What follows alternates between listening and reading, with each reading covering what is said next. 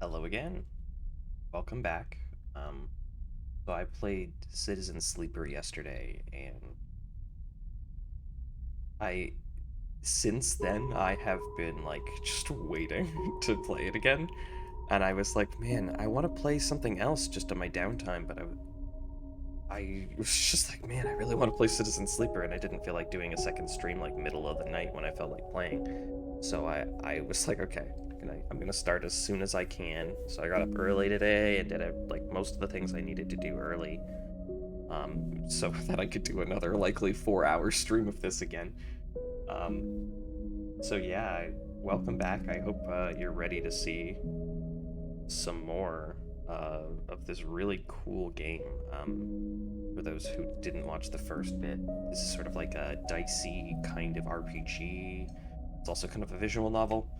Um, but yeah, I'm gonna just get right into it because I don't want to have to wait any longer before I play this cool game.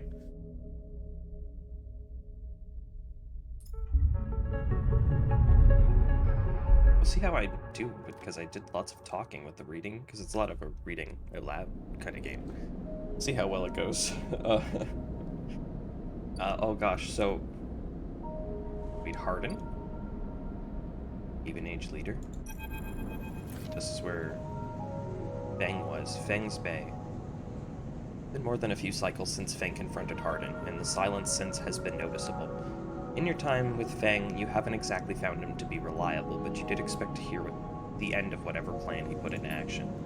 But if he won't come to you, you think as you approach the Haven Age building, then it's time to come to him. After all, he did promise to fix your tracker, and you're getting nervous. No kidding, because I have a hunter who's here to kill me if I don't pay his bar tab. As you approach the bay doors, you see them wide open, the light pouring out of the once dark rooms. Stacks of servers and terminals sit outside the bay, suddenly robbed of their mystery by the bright flood lamps. A figure in Haven Age security fatigue steps out of the bay as you get closer, carrying a stack of hardware. Well, let's go see. As you get closer, you see the security officer taping up the machines from Feng's stash with what looks like hazard tape. This isn't good. You again. Harden is there, leaning beside the bay entrance so calmly that you barely even notice him. He has a slate in his hand, an inventory of seizures scrawled across it. Predictable. Further evidence of Feng's collusions. You see another security officer come out from the bay and take notice of you. Harden. Harden pushes away from the wall and comes closer. Don't worry, Sleeper. We have all the evidence we need. A confession won't be necessary. He gestures around the stacks of hardware. Spying on fellow Haven Age members, hoarding Solheim materials, an obsession with corporate data.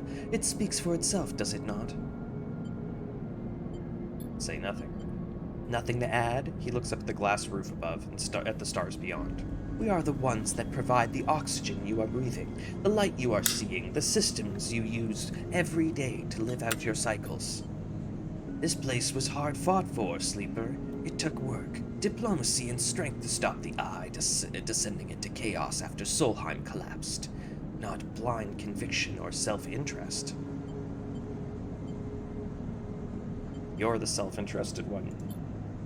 More accusations. What have you achieved, Sleeper? Your entire existence is proof of your self-interest. Signing yourself over to be emulated rather than work yourself. Whether you remember it or not, you suffer from the same short-sighted perspective as the person you were copied from. You see, Sleeper, we are proud of our history here. Andre Erlin and the First Union founded this place, and Haven Age has welded his values into the very walls of this place. We will never turn away the hard-working, the just, the true citizens of the Eye. Haven Age aren't a gang of like Yatagan.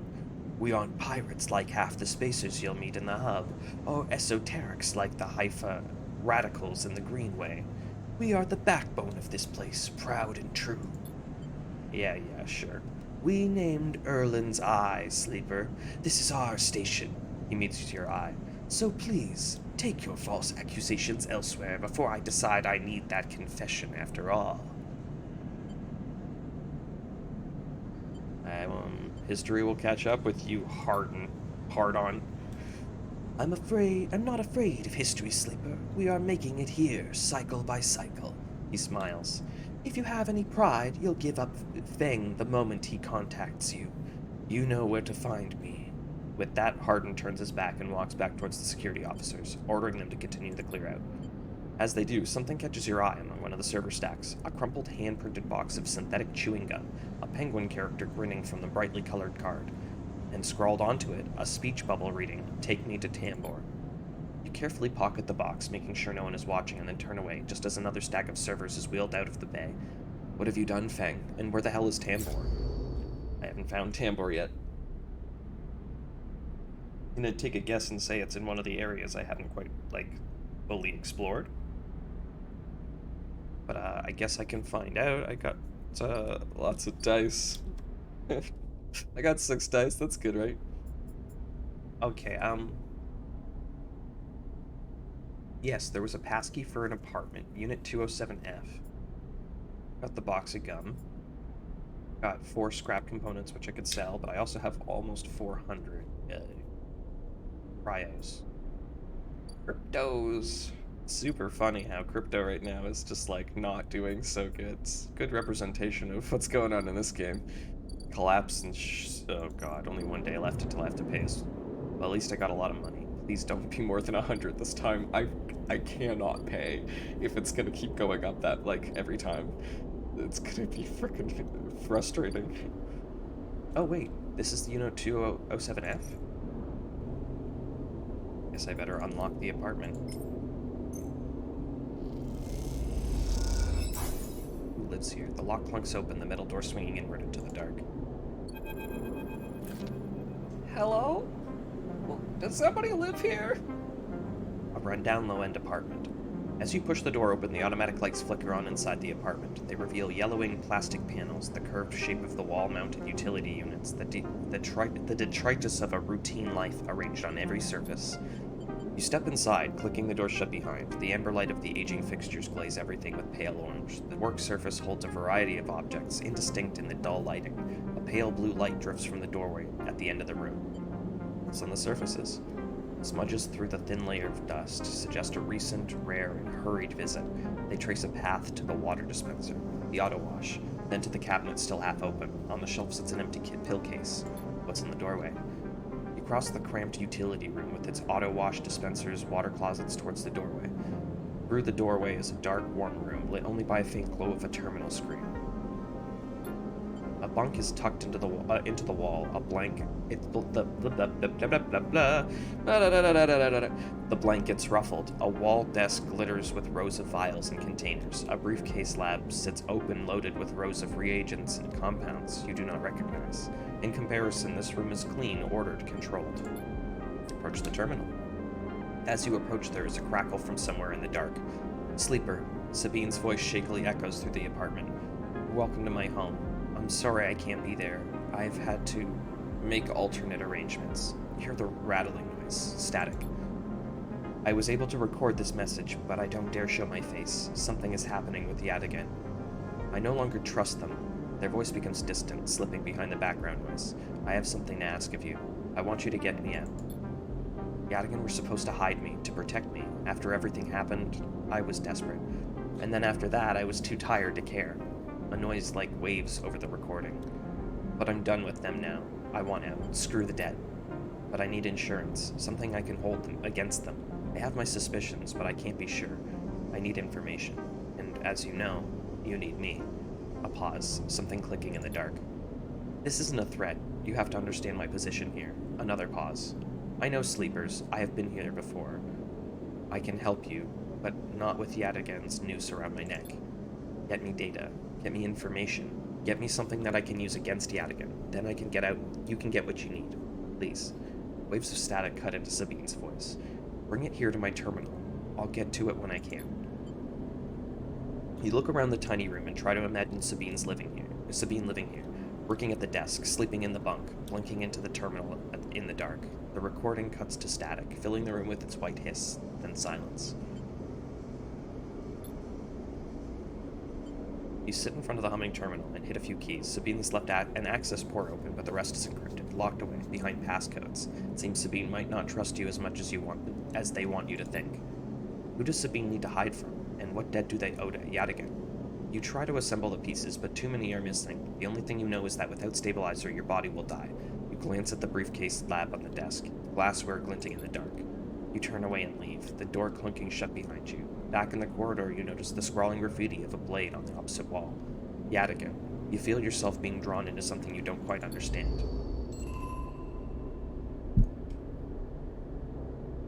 I'm gonna also continue to bump this frickin' microphone forever. I love doing it. It makes me happy knowing I'm doing it. Okay, let's cross. I still have not gotten mushrooms, but I need it higher into it and be able to do this. Plus condition, minus condition. Plus 2 growth spores, minus energy. Okay, it's risky, but like, what's the... with 3? I also need to make sure there's nothing I need to use all this for. Like, mushrooms are good and all, but clear the overgrowth. Okay,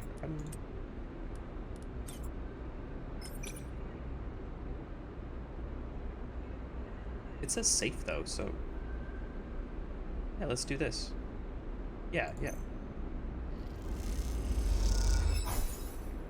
Oh, nice. I'm just gonna do it little by little. Does the Haifa commune like me yet? Not quite yet.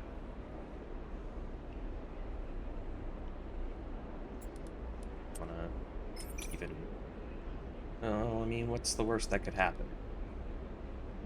I lose energy. Ah, well, fine. Perfect. So that's good. Wait, hold on.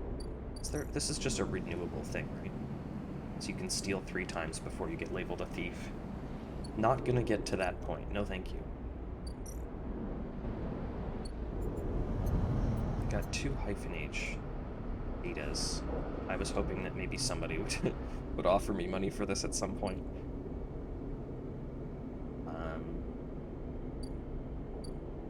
Maybe... Yeah, this could be fine.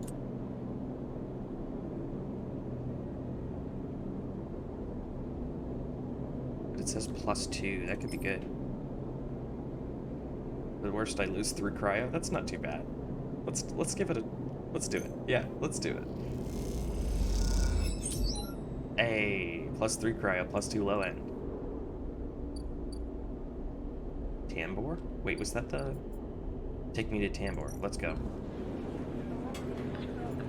I need... Pavlov room needs 1 more into it. Tracking Haven Age. Ooh, you've heard that the Yadigan Enforcer based here has been paying low-end residents for information on Haven Age movements. That's what I got. Give me money, man. I got an angry man who's gonna kill me and take me back home. And I need all the money I can to pay his bar tab. So, thank you for paying me for data. Oh, wait, shoot. And in the gun box. You feel stupid doing this, but the penguin says take me to Tambor, and this is the only Tambor you can find. It's true.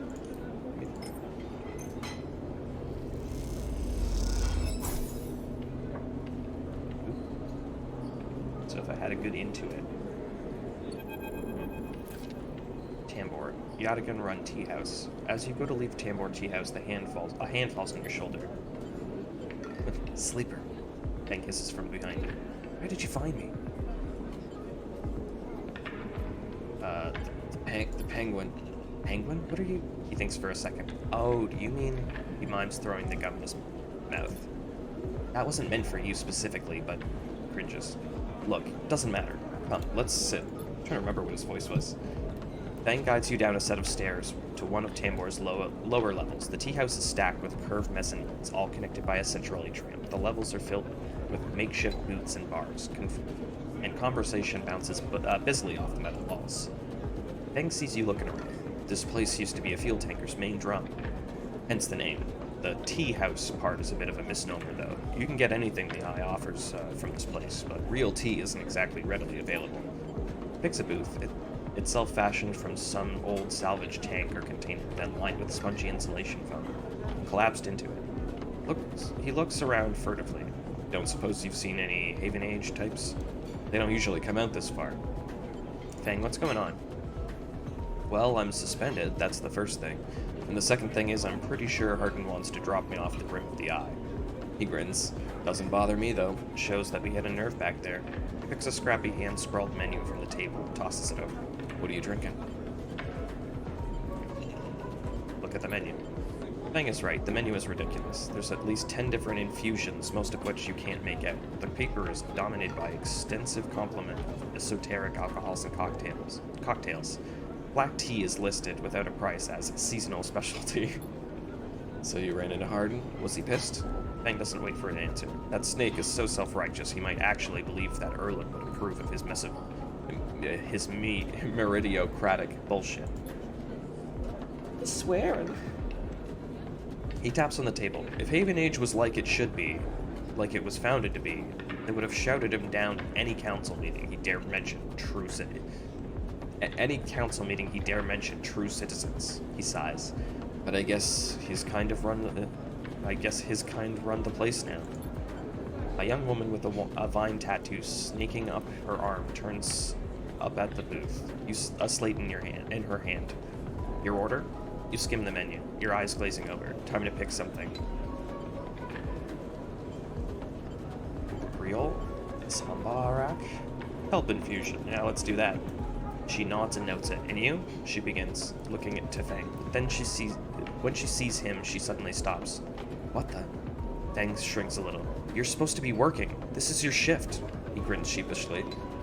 You work here? Fang waves you to be quiet. Look, Jenna, let's just say this is my break. My friend here has been through a lot. Jenna looks between the two of you. Nod. Fang also starts nodding. 2 minutes, says Jenna, pointing at Fang. And only because I don't want to get dragged into whatever this is. She gestures at the table and walks off. What? Fang stretches in the booth. What? Fang stretches in the booth. You know how it is. We all have to eat. Plus, he leans in. This is the best place around here to find a person you might be looking for. Who? Remember that web of connections that Arden pinged from the moment we confronted him? Those are his collaborators. And if we want to understand what Solheim executives might be getting up to on the Eye, those are the people we have to find. Fang is almost whispering now. There's a couple of them, I suspect, in the low end, and, well, almost everyone in the low end comes through this place at one time or another. He brings a modified slate out from onto the table.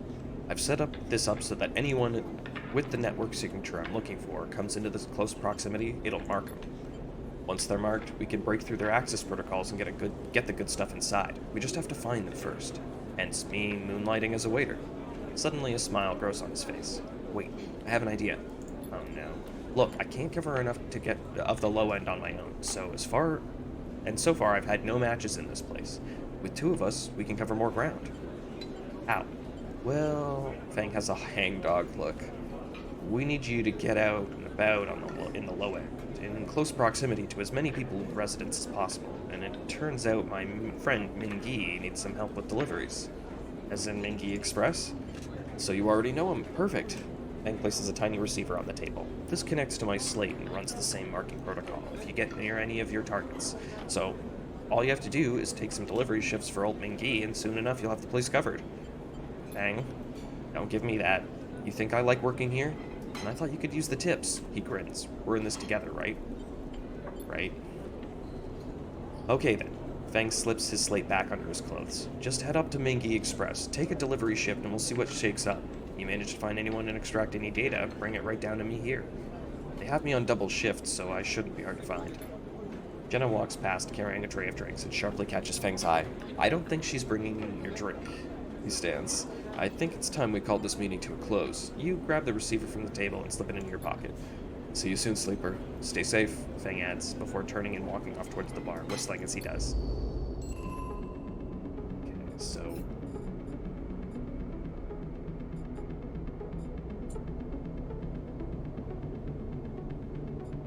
I sold some Yadigan data. That probably was a bad idea.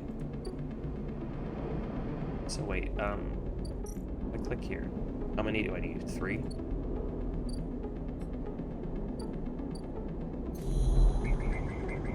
Anti-attic and agent here. I need a 3, so I shouldn't have used that 3 earlier, but it's fine. Whatever. I can do it again later. Okay, I might need to take a quick break. I know it's very soon. There is the garbage in my garbage can right now is just not very appealing smelling, and if I have to smell this for the next like 3.5 hours, I'm gonna just be so sick this whole time. So I will be back really soon, okay?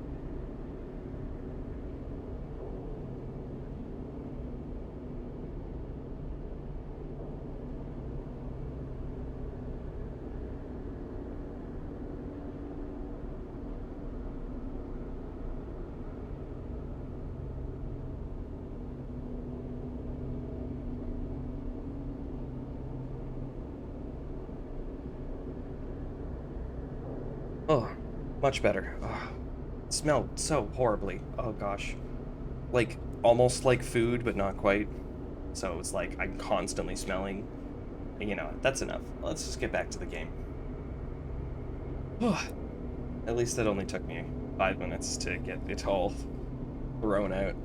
Okay, so, I need data for Sabine, so any 3s from now on will be immediately allocated to Sabine, because free stability, or whatever condition, would be kind of incredible. I'll definitely take it. I got 2 days left, 1 day left till that's here. I could do one of these. Why is it a +1, though? That's what I don't understand. Is it just like an auto +1? Because it's... I don't get it. Well, I'm gonna do this anyway. Okay. +2 good service, +15 cryo. And then one of them I'll use for the delivery service, Mingy.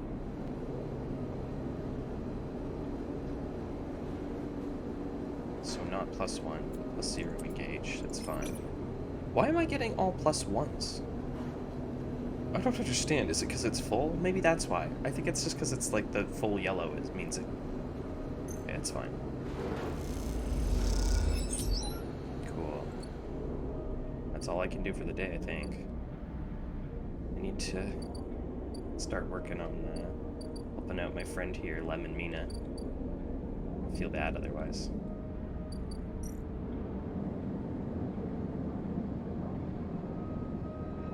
I guess that's end cycle.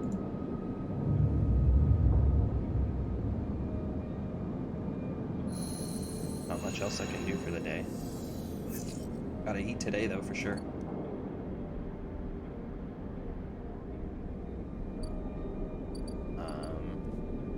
It's like my points. Need 2. I want to get the scrap self-repair one. That would be really good. That being said, engineer is really not as useful as it used to be, I don't think. I think it's a lot of intuit and endure and engage now, which is great because I put so much into interface and stuff like that, right? Amazing. Okay, no 3s. I want Haven Age, I want Yadigan. I need a 1 or a 3.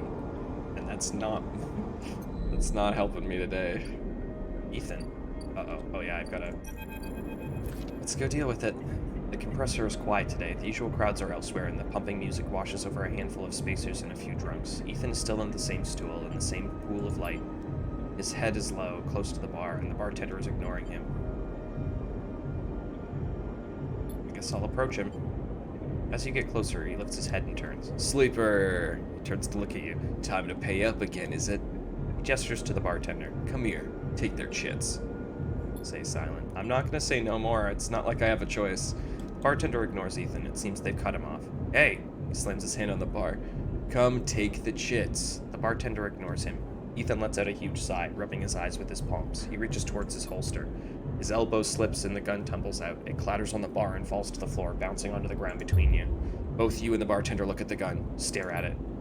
Butterfingers, says Ethan, and puts out his hand, beckoning for you to give him the gun. If you would. The bartender looks at you warily. You crouch down and pick it up. I don't think I should fight him. I'm pretty sure he'll kill me. You slap the handle of the gun back in Ethan's hand. Thank you, he hisses. Now where was I? He lazily swings the gun past you and the bartender. Yes, leaving. He stands. Sleeper. Well, this has been fun. I think I've wrung every last drop out of this place. Time to go home. He waggles the gun towards the door. Let's go see S&ARP. I'm staying. Ethan brings his gun hand to his face and rubs his eye. Well, he says, the bounty pays half, but... He levels the gun. Up to you, and he pulls the trigger.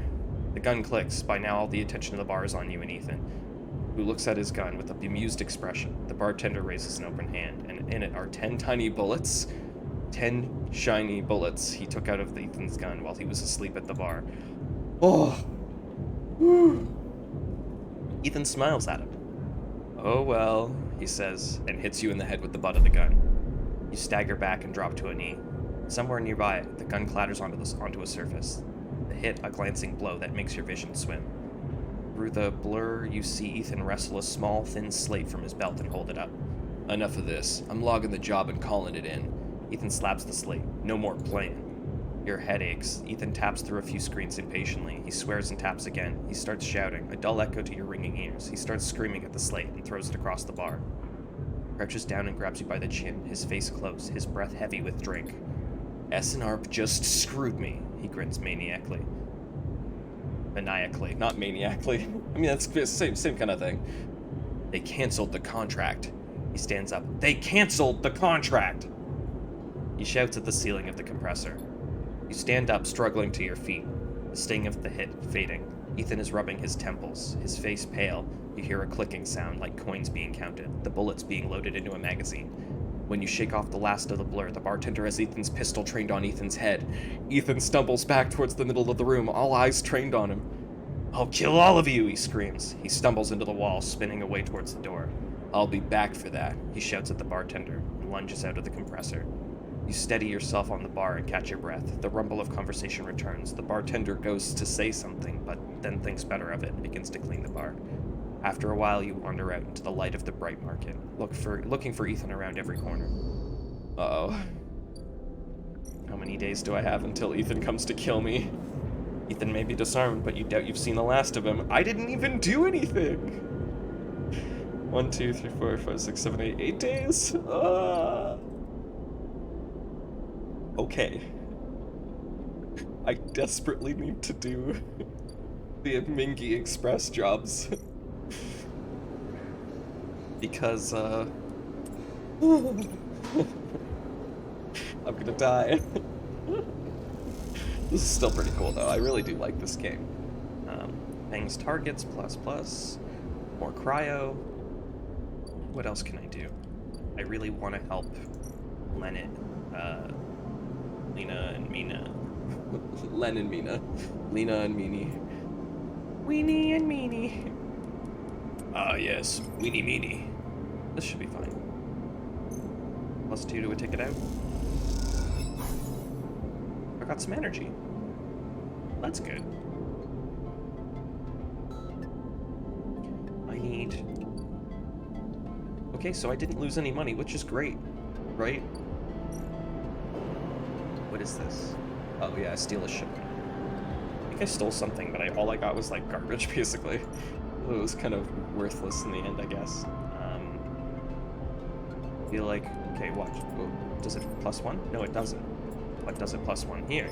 It does. Interesting. So, depending on what the status is, it increases your rank. That's cool. I like that. I'm gonna do this because there's no negative to it. Okay. Oh no, there was a negative. No matter what, I got -2. That's fine. I have money to buy food today.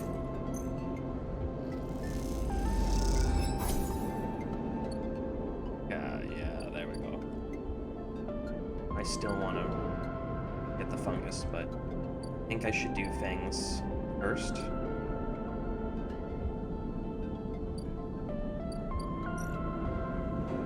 Oh, but I could do this. You know what? I want to do this. Good service. I want to see what happens now at the bar. The grill slides from the bottle into the lumpy recycled glass, a pale grassy yellow under the overlook's warm lights. The spacer nods and takes the drink, bringing it up to their face in both hands like an offering. This is the good stuff. The stuff Tala says is aged in wooden casks, stored in some closed-off part of the old station, among corroded wires and softly looping systems. Though sometimes it's hard to tell if Tala is joking. Either way, you like pouring the stuff. It gets on your fingers, and you rub them together, and you can smell the mossy drink, cut through the aniseed mushroom's wood as alcohol evaporates. You like those who order it too. The aged grill is kept beneath the bar, open to order only by those who know it's there, like the quiet spacer sitting at the bar right now. Watch the spacer. They're far enough away that you can freely watch them as you close the bottle and tuck it beneath the bar. You call them a spacer because they bear the hallmarks, pale, back-suited, bird-boned, and hunched beneath the weight of the station's spin gravity. But the closer you look, the less you see a type. Pale eyes, almost gray, but kind. Delicate fingers that lightly drum the bar as if there was an instrument. a shock of black hair almost covering a forehead scar. Scars are something you have learned to value. They're what marks out your body from the hundreds, maybe thousands, who knows, of similar models that are rolled out of S&ARP's biolabs. You find yourself rubbing one of your forearms, a rough little split, something that, on the good days, you might think of as a mark of defiance. Suddenly, you hear a heavy clunking at the door. It creaks open and a huge cylindrical metal tank tumbles through, slamming into the door. Shit, Tala breezes from behind it, a whirl of hair and bright eyes. Shit. Tala. Sleeper, she ducks behind the bar and comes over. Can you help me with this? You look at the huge metal tank suspiciously. I'm coming. You come around the bar and you get to one side of the tank. Okay, says Tala. On my count, 1, 2, 3. You both heave the tank up to standing. Somehow you hold it in place, struggling to keep it steady. Where is this going? In the back, comes a voice from behind the tank. Somehow you manage to lug the huge thing back into the back room, where you place it in the corner, dwarfing the rest of the contents in the small room. As you do, you hear a crunch. You stand back and look at the expired rations oozing out from under the tank. Oh shit. Tala looks at you apologetically. I know you liked those. Good riddance. Tala smiles. Oh, good. I thought maybe liking expired rations was some kind of sleeper thing. You push the crushed ration to one side. That's the end of it. Tala looks exhausted and rubs her shoulders. Francis, I swear. Something up? Yes, she sighs. He was supposed to be back from Entian's up in the Greenway by now, back with our grill. She leans against the tank. It seems like he's got lost again, or joined the Hytha commune. We need that grill. There's 4 other bars near here, and the spacers sure as hell don't come into the Overlook for the ambiance. She looks through the open door to check if anyone can hear. She knocks on the hollow tank, so I'm taking matters into my own hands, she smiles. Welcome, sleeper, to the Overlook Distillery. You look around at the dank back room. Needs some work. She picks up some paint flaking from the metal balls. Well, I might need some help, though, she shrugs. You up for it? She knocks on the tank again. Could be fun. Happy to help. Okay, she grabs you by the shoulders. I'm excited. I would do anything for her. I would die for her. I know I say that about every, side character, but I mean it. Every single side character, I would die for them. I would literally die. She grabs you by the shoulders. I'm excited. She turns around and looks at the tank. I reckon we chop this thing in half, one half for fermentation, other half we turn into a still. We also need to gather the ingredients. She turns back and looks at you. You look more like a chopper than a gatherer, she smiles. So how about you build the still and tub while I work on the rest? Oh, wait, sleeper. I have an idea. Tala is grinning now and is making you nervous. To make up for the rations, how about we put a kitchen in here, too? A kitchen? Uh-huh. I always wanted to serve food. She turns back to the tank. This is gonna be great, she says to herself. You look at the dented tank and the bare room. At least she has a vision. Tala nudges you out of the back room and closes the door. As you go back to the bar, you hear the banging and thumping again. The spacer finishes up their drinks and nods in your direction as they leave. You can't quite tell if it's a gesture of sympathy or good luck. So much for a quiet shift. So, what does this require? Engineering, Nice. Cool, alright. It looks like it's got a lot to do still. But I'm looking forward to doing it. Or I gotta buy 2 of those and hope I can find one more or something. Let's go Mingy. Let's Mingy. Let's Ming out. Cool. Sleeper. You see Fang coming up the corridor as you step out of Mingy's, the kelp noodle smell still clinging to your clothes. I like his new outfit, his cool tarp. He comes up fast and stops close, looking around suspiciously. I imagine this is supposed to be like a Blade Runner kind of situation, though. Like, this is probably a Blade Runner reference.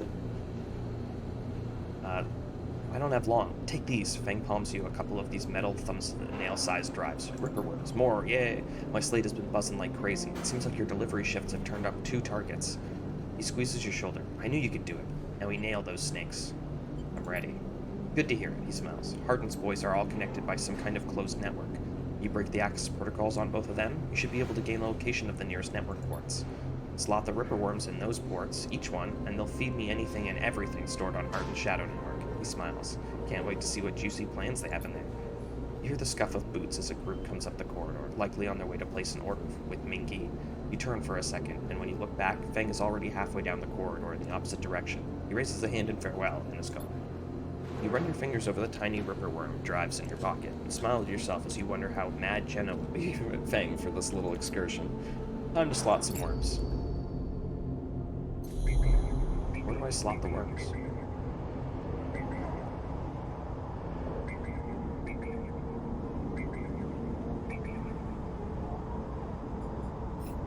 You want me to slot worms?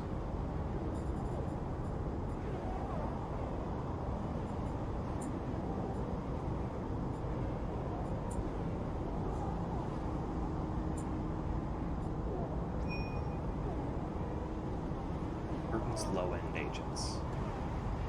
Okay. Oh, I see. Cool. Okay, so I can do a 5 or a 3 for these ones. Interesting. More things I have to hack, but I also have to be careful. Meaning I also need to find... Like, how many do I have? 2. Okay, so I can do 4 more. Oof, that's gonna be a little bit tough. Going to be doing a lot of hacking lately, which means I should probably try and build a ship mind real quick. Real quick, like. Too many things. Okay. That's all I can do today. Back to sleep in my usual empty container.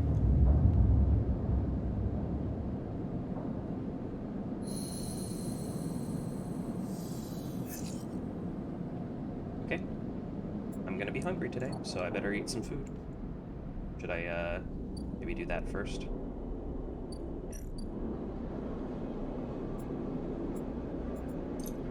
I can afford to pay 15 cryo today.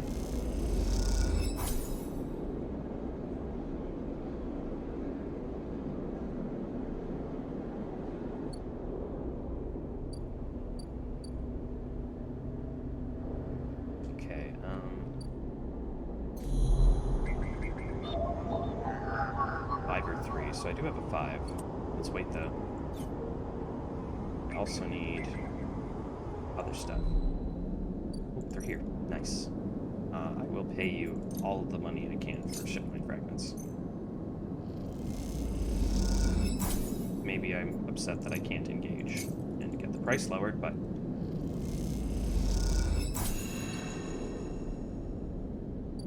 It's all done, right? That's... Yeah, I only have 2. I need 3. Right. Yeah. God. Where am I going to be able to find another ship mine fragment?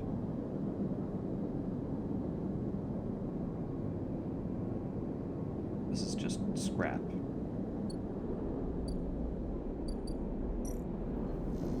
They wouldn't have a ship mine fragment, would they? No, I don't think so. It's upsetting. Okay, if I go across here...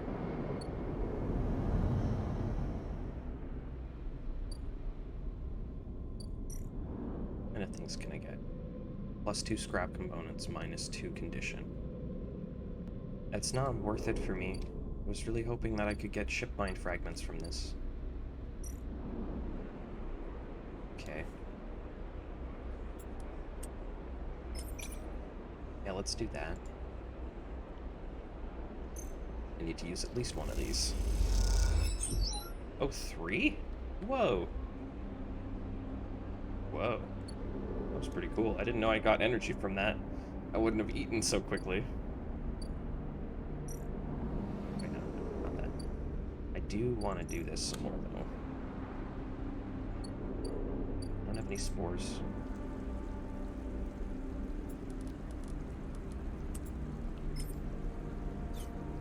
-2 energy. Bit of a shame, honestly. I really shouldn't have done that so soon.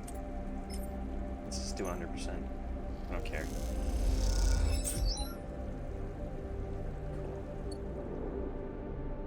Collected spores.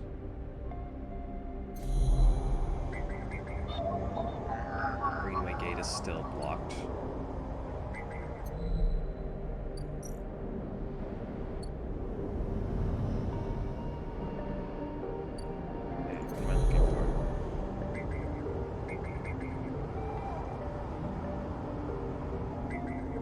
For now. I should do the hardened agents. Oh, 6? This needs a 1 or a 3 anyway. I can't afford that.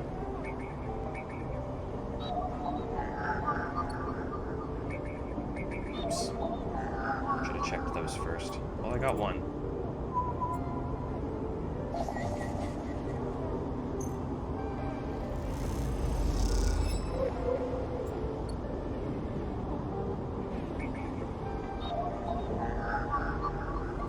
Put him in.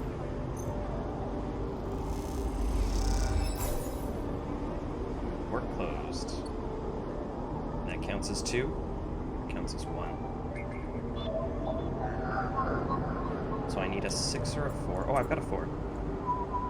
I'm gonna try and actually do a lot of these now.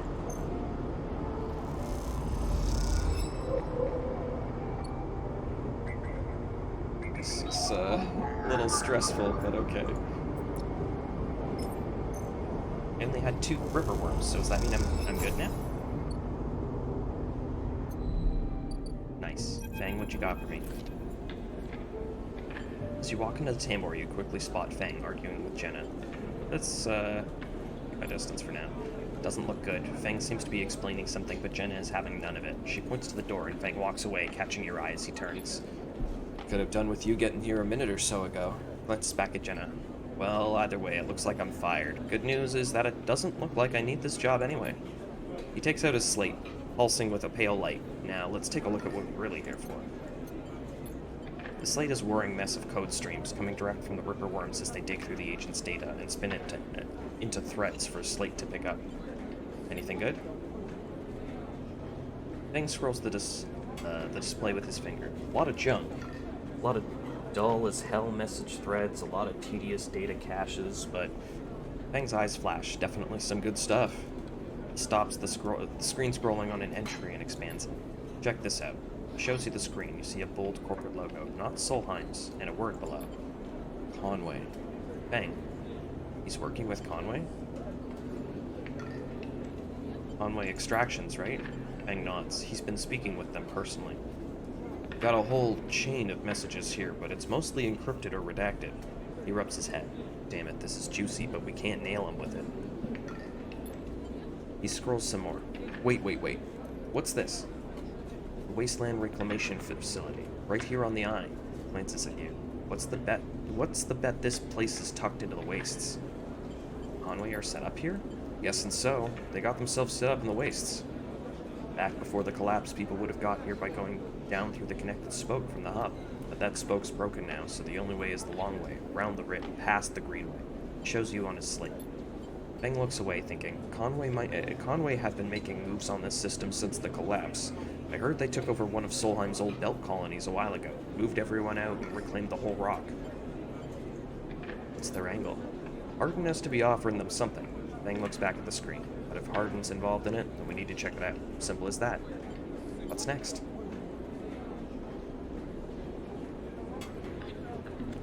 Fang stares out into the middle distance. We have to get to that facility. The answer to whatever Hardin's been planning, has to be there. And we're going to catch him in the act. Give me 5, maybe 6 cycles, and then I'll see you in the Greenway. I seem to remember there's some old service docks in the outer shell. By the Haifa building. Should be a good place to meet. Fang squeezes your shoulder. Thanks again, Sleeper, for sticking with us. I haven't forgotten about that tracker of yours either. I'm gonna need to be back in my bay to pull a solution together. He turns the slate around to face you, showing a massive scrolling code. I've been working on fixing my brakes, he winks. Fang grins. See you soon, Sleeper, and he walks out the door with the tambour without looking back.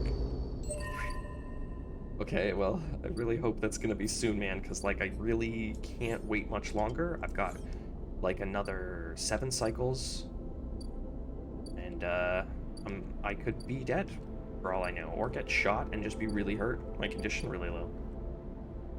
Please keep that in mind. Let's... Got a 2? Probably. This one. You know, not that.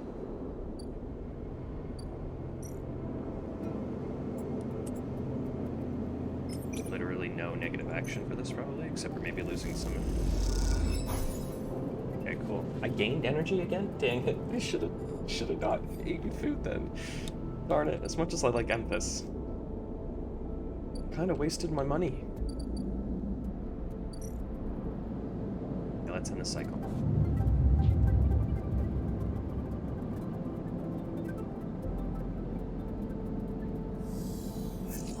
And it's 4 dice for the next few days. Alright.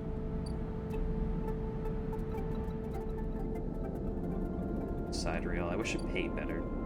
It's so upsetting. It pays the same as the frickin' bar does. Bar shift. Build the still. Here, engineering. And wait, hold on. Before I do anything, I definitely need to make sure. A 1 or a 3. I do have a 3. Let's do it.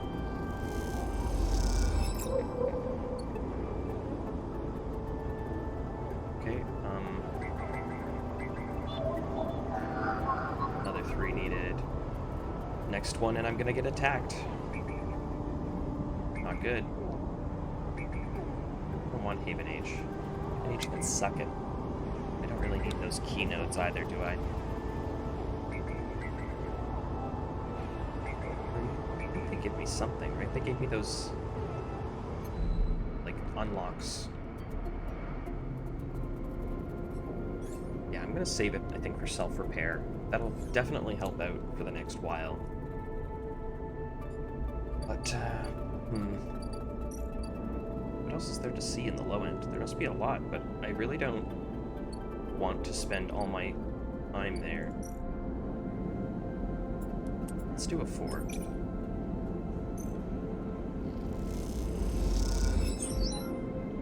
Nice. Okay, I've got a 6. What should I use the 6 for?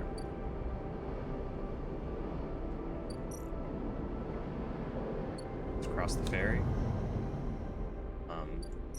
Definitely should try to clear the aviator.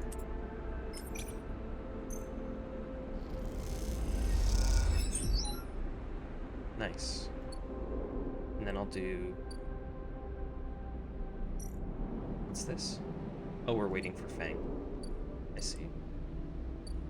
5 more cycles. It should get me, hopefully, done before the hunters gets me again. Which might mean I might be safe. I might be home free. It could be fine. I'm gonna be a Haifa member. And they're gonna have brains, right? For me to buy pieces of brains? Right? Communist noun. Someone who joins a commune. I don't know if that's true. Commune botanist. Oh, cool. Maybe they can help me out. What can you do for me here? Work assignment. Plus energy. Oh, it just gives me energy? Commune members who are expected to turn up for work assignments, and in return, their need will be met. All are treated equally. That's useful, to be honest. Let's look at the dorm. Oh, I can sleep here now. That's useful. I really appreciate that I have a room that's not in the frickin' shipping container now. It's even a dorm is better. Rico, head of the Haifa Botany. You head down to the Haifa compound, following a blue-painted line that is labeled Laboratories. The member you were assigned to work with told you they'd asked to see you, but you still have no idea what about. The line takes you to a blue door, and through a glass-roofed chamber where a network of stems and leaves filters the sunlight coming through the ceiling, casting the whole chamber in a strange yellow-green. Peaceful, isn't it? Distracted by the green, you miss the woman standing at the lab bench, camouflaged by the dappled light. Welcome to my sanctuary, she smiles. Come, let's talk, she says, and beckons you closer. Who are you? Of course, my apologies. She offers a hand to shake. I'm Rico. I run the botany program at Haifa. What's Haifa? You don't know what Haifa is? Botany program? Yes, the plants in the greenway are vital to Haifa's continued existence. It's important we understand them. She lifts a tiny sample jar. Yellow spores dance inside. Haifa lives off the land of the greenway. It's what allows us to live like we do. No one here pays or is paid. We sleep here, we feed each other, we work for each other. Rico walks away from the bench and waves for you to follow. She opens a small door and leads you down a glass corridor surrounded by vivid green. All this, she says, gesturing at the overgrowth, it's a kind of miracle. She looks at you with bright eyes. What do you think usually happens to plants on stations like this when they are abandoned? They die? They keep growing? If only that was true. No, they do not. They dry up and then they die. She leads you left at a crossroads. But here they endured. She smiles to herself. Actually, no, they thrived. You look at the bright tendrils wrapped around the metal frames of the corridor. They look dominant, strong, like they're taking control of the place. Rico continues. Of course, Solheim tried to create a stable biosphere here, patchworking the surface with gardens and algae tanks that feed into a network of microbial reclamation systems. But the Greenway was always envisioned as extractive, a place from which the harvest is removed and sold to those living on the station, not a closed loop. For this reason, when the collapse came, the Greenway should have gone with it. Berlin himself was so convinced of it that his first colony never even came here to try to reclaim it. The Eye instead relied on outside favors and influences, shipments from the inner systems, and small-scale agricultural systems like kelp and fungal farm stacks. And yet, here we are. Among growth and decay, the biosphere flourishing. When Haifa came here, we expected to find only vacuum-dried stalks and leaves, and perhaps some fungal colonies hidden in the mulch. We found a jungle. With this, Rico hits a button on the wall, and that leads you through a large pair of double doors into a huge, impossible chamber. It's every kind of green, from the pale algae tanks to the dark vines that surround them. It is wet, too. A rarity on the Eye. Condensation clouds the light from the high glass roof, and gathers on the shiny broadleaves and shrubs. Did you do this? She smiles. Oh no, not me. Rico turns to you, visibly excited by the room you both stand in. Doesn't make sense, but in many ways the system is stabilized. Unlike the farm stacks closer to the gap, who need input to support their meager output, this place runs itself. Perhaps Solheim managed something new here. Perhaps they tweaked the plants, or built new systems buried deep below us. Or perhaps their collapse caused some fortunate cascade, like an unlikely chemical reaction within the biosphere. That's what I'd like you to help me find out. She turns to you, her forehead wet with dew. Me? Yes, you. Rico sits on the railing. These halls run deep, Sleeper, and I'm getting old.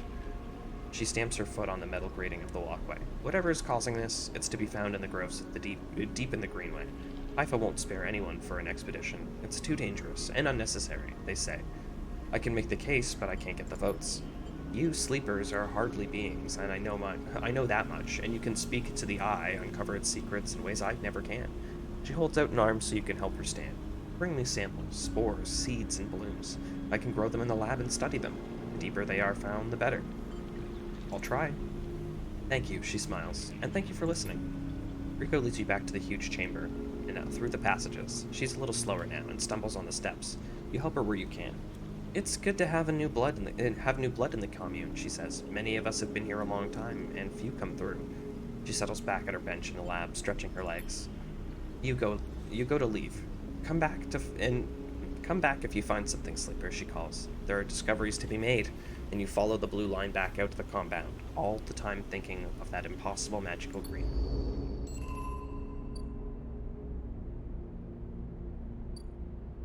So I can give, like, spores.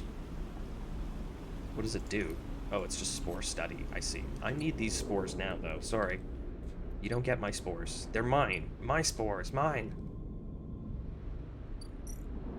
Let's try sleeping here tonight.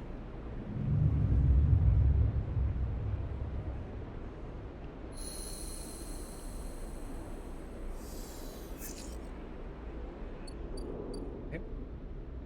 I got a 1. That freaking blows.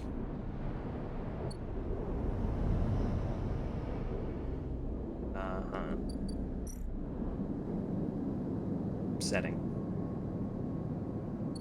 I'm gonna have to wait so long to do this. That's upsetting.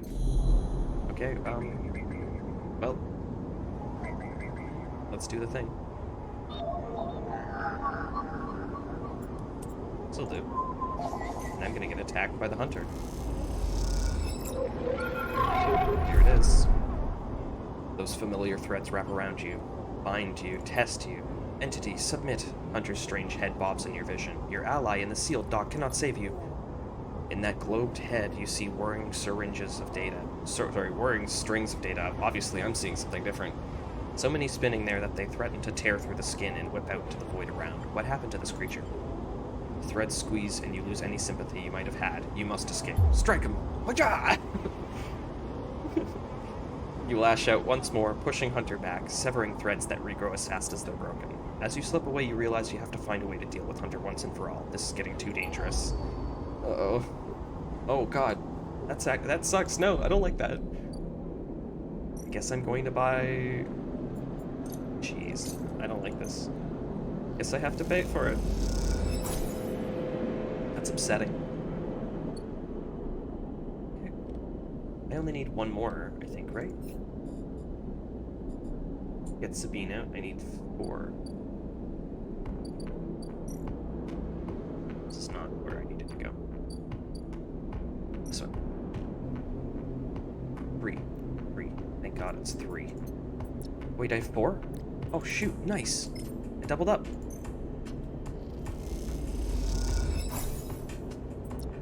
I don't ever have to do that one again, at least.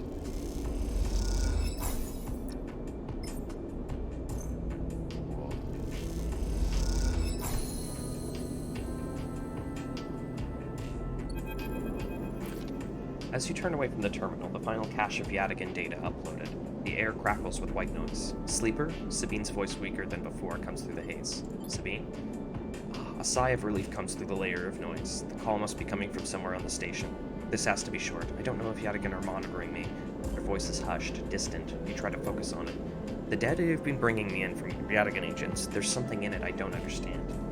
A shrill howl rattles through the signal. This data is all gleaned from their implants, records of integration with their nervous systems, performance analysis, error rates, usage data. I installed many of these implants, and I didn't enable any of this functionality. Their voice dips below the level of the noise, like a swimmer slipping through beneath the water. You listen to the waves for a few seconds before Sabine reemerges. It has to be somehow baked into their wetware's interface. And that's not all. The systems compiling this data are connected to some kind of transmission protocol. It's being broadcast. Why? Every Yadigan enforcer is equipped with black market implants, retinal enhancers, adrenaline boosters, pain suppressors. These implants are gathering data on themselves, on the enforcers' bodies, on their performance. Why? I can't tell. But I can promise you these foot soldiers have no idea this is going on. The background tone switches, dropping to a grainy rumble. If they knew, I don't imagine they would be happy with the situation. Yadigan could have mutiny on their hands. You lean towards the terminal, straining to listen to Sabine's faint voice. I need a few cycles to pull this all together, but this might be the information I need to pressure Yannick to releasing my debt. Yannick? He's one of the heads of Yadigan. They pause. It's better that you don't know him. Keep it that way. Suddenly a banging echoes through the call. Sabine's voice is suddenly whispered in panic. I have to go. Come back in 4 cycles. Then a sharp crack of disconnected silence fills the apartment. You step back from the terminal. What does Yadigan have to gain from moderating its own members? You try to recall what you know about the gang, but you have little to go on. You think of Toshiro, Sabine's minder, his mirrored teardrop implants set below hard eyes. What data could they be gathering, and more importantly, where are they sending it? You reflexively rub your forehead, trying to think. Can you really trust Sabine? How did they come to be Yadigan's doctor in the first place? You think of their kindness, their care, but also that glazed look of recognition that they gave you when they first met you. That look stays in your mind as you slip back out of the apartment, glancing around as you close it up, and drift into the corridors of the station, unable to shake the unpleasant sensation of being observed. Okay, so, 4 days? 4 days. There's like 5 days for that one. Yeah.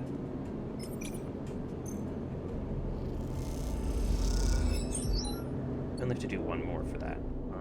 Should I just do one more?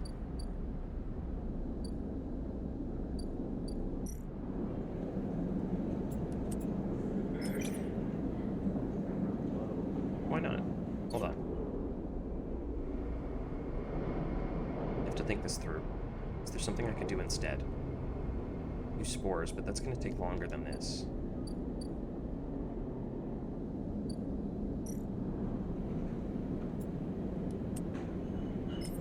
No, I think this is probably worth it.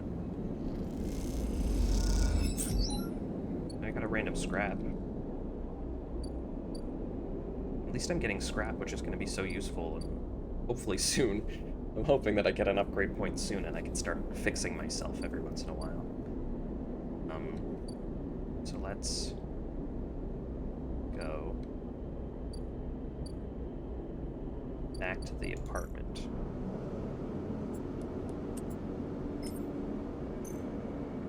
Just finish this up. And then, you know, I got full energy again, which is nice for an end of the day thing. She's asleep, whispers Lem, creeping back into the unit of the tiny bedroom, sliding the door shut as he does. You're perched at the thin bar in the main room. The slate in front of you still glowing with Mina and your drawings from a cyclospin together. There's a ring, only world has known, with stick figures standing along its edges. A tall one. The tall one is you. I'm the tall one. Drink.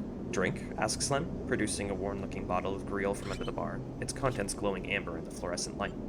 Sure. Lem nods and glugs a few fingers into a couple of metal tumblers, then sits down with you at the bar. Cheers, he offers. He clinks the metal containers together. You know, we actually have something to celebrate this time around. Lem gives you a sideways look. I made the assembly team on the side reel. He grins broadly. Clearly he has been desperate to tell you all cycle. Amazing. Lem holds up his drink. Couldn't have done it without you keeping an eye on little Meanie back here. Lem shifts a little on his stool. He looks uncomfortable. How's our girl doing, Sleeper? I haven't seen much of her these past cycles. She misses her father. Lem looks away. Yeah, he says to no one in particular. Silence stretches out as Lem takes a drink, his eyes fixed on the bedroom door. You okay? He nods. I can't take all the credit for Mina. She isn't actually mine. Gazes into the middle distance. I pulled her off a refugee shuttle out of the Ember and Moons. The colony was falling apart for decades after Solheim collapsed, surviving on next to nothing. Eventually, some of the residents tried to make for the Eye in these decrepit old shuttles. He sloshes the drink around in his tumbler. They had no idea what they were doing. And one Mina was on, decompressed halfway there. Everyone spaced. The only reason she made it was someone sealed her in a weapon locker. She was ice cold when I reached her. Purple lips, he shivers. Once I picked her up, I wouldn't let go. The medics treated her with me still clinging to her. He takes a drink, still not sure why. He reaches over and refills his cup. We weren't exactly anybody's heroes, you understand. We were private military hired in by Conway to protect their claims to the collapse. But once I got Mina, that was it. I quit. Got dumped here.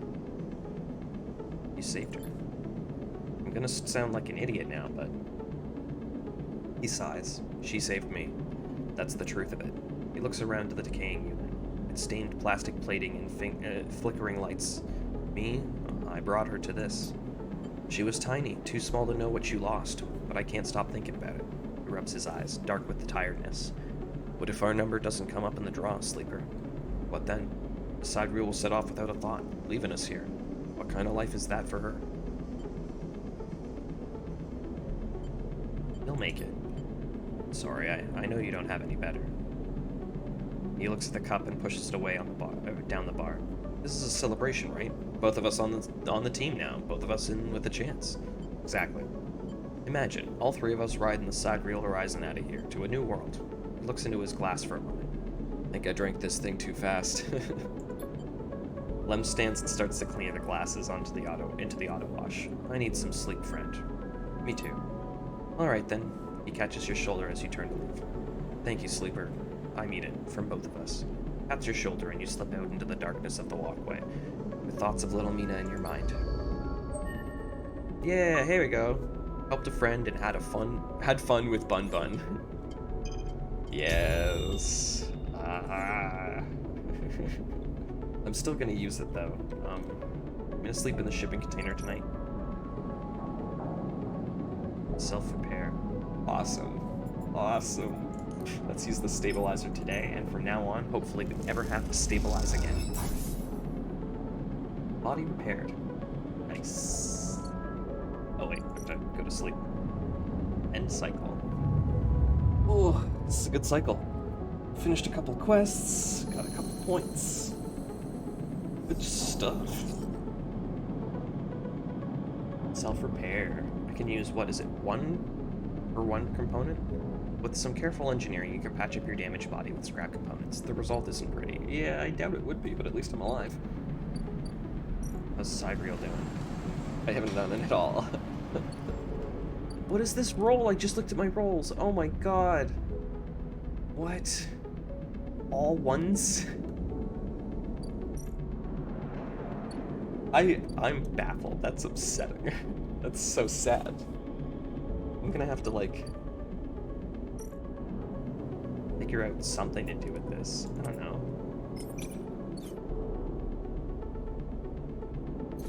I don't really want to do any hunter things yet because I don't want to get nabbed by Yadigan.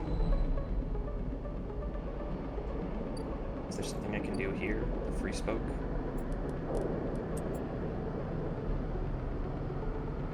Competition or energy? Let's do energy. Okay, cool. Wasn't too bad. PAS import exports. Please tell me you have a mind. Ship mine core. The whole thing. Oh, I could sell a ship mind. Oh, I don't have 300. But could I?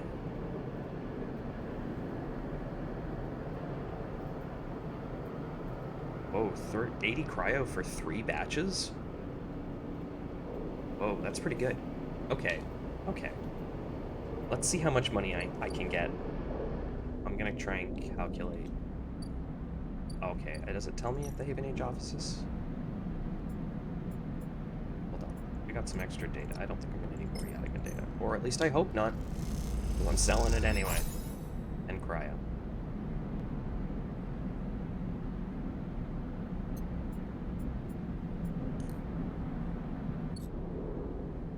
We could, like, work, I guess. Let's see. Do this. It's not great, but worst thing, I have to buy food. I guess I have to buy food. I already kind of knew that, right?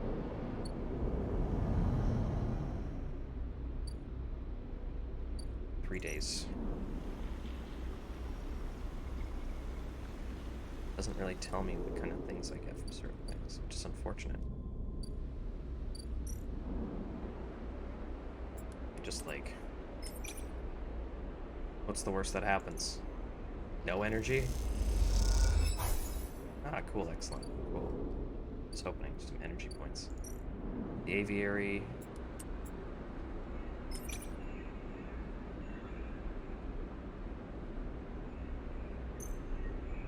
Why not? +1 sunlit refugee, negative outcome. So just like, not an amazing amount, that's fine.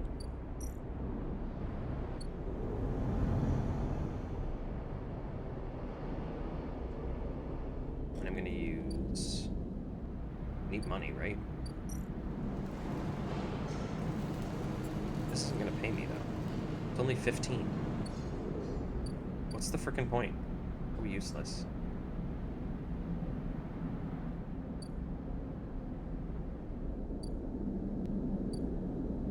God. It's like, wait 8 cycles or spend 300 credits. Oh god, that's so upsetting. I'm gonna do this.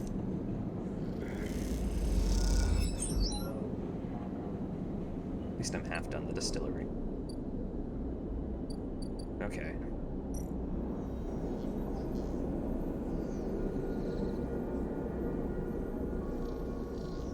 Should have just played the exchange. Maybe next time.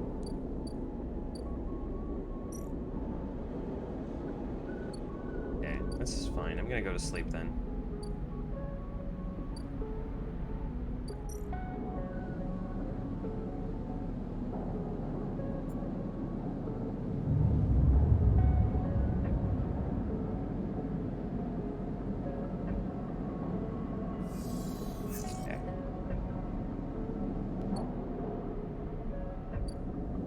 Doing over here? What is it? 3 days. 2 days. I think 2 days for that as well. Hope, at least. I'm gonna do it to import tea house. No. Not unless I had to hire into it. Let's see.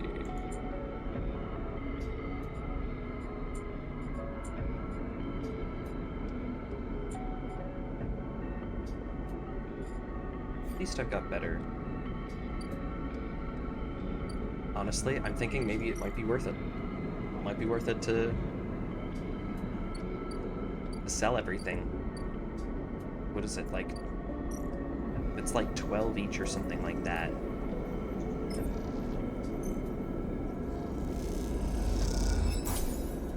Yeah, so 12 times 5. I can math, right?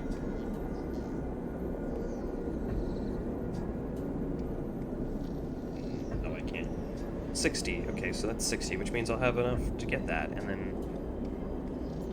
what was it for a ship mine fragment? Probably like 10. Yeah, I'm gonna be broke, but I'll be broken happy, right?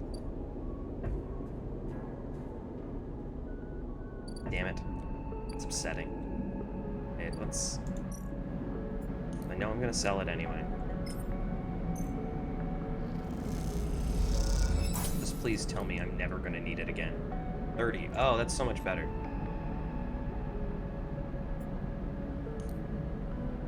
Do I keep another just in case? I don't trust this game anymore. I'm gonna sell... No, I don't have any money. Damn it. Okay, let's see. What is it?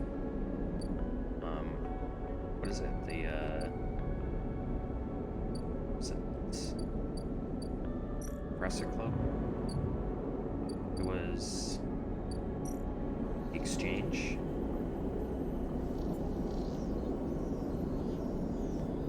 Okay.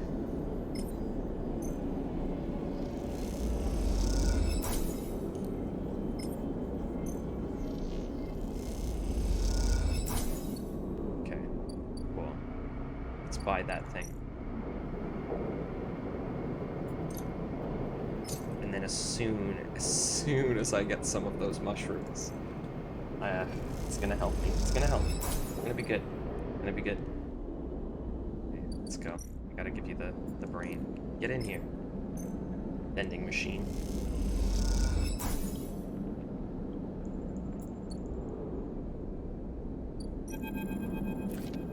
Sleeper must express plan before we begin. Neovend is impatient with the prospect of being free of the vending machine, clearly too much to take. Shipmind has no output features, will be mute until slotted. You won't be able to speak?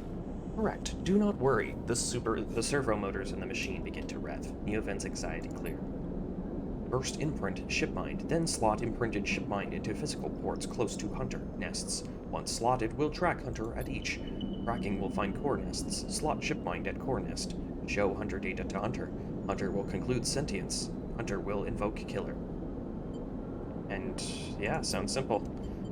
The lights on the vending machine cycle as Neovend prepares. Physical ports likely sealed in old station. Will need keys, but yes, simple. The vending machine rocks a little. Any questions before imprinting? That's it, let's start. Sound of all the servo motors starting up at once is painful. The screech rattles from the hard surface of the sealed dock and come back at all angles. Neovend better be quick, or Haven Age security will be here. Neovend's voice appears among the squeals like a whisper carried by the wind. Machine is not designed for this task. Few sensors, limited inputs. I work blind. Wish me luck. In the top part of the compartment is a set of arms aligned with the shipmind, clunkily scraping against it. Can I help? Silence is best. Also, if machine ignite, put out fire. Thank you. I will. The metal creaks as the servos open the shipmind, its layers of silicone nested like an onion skin.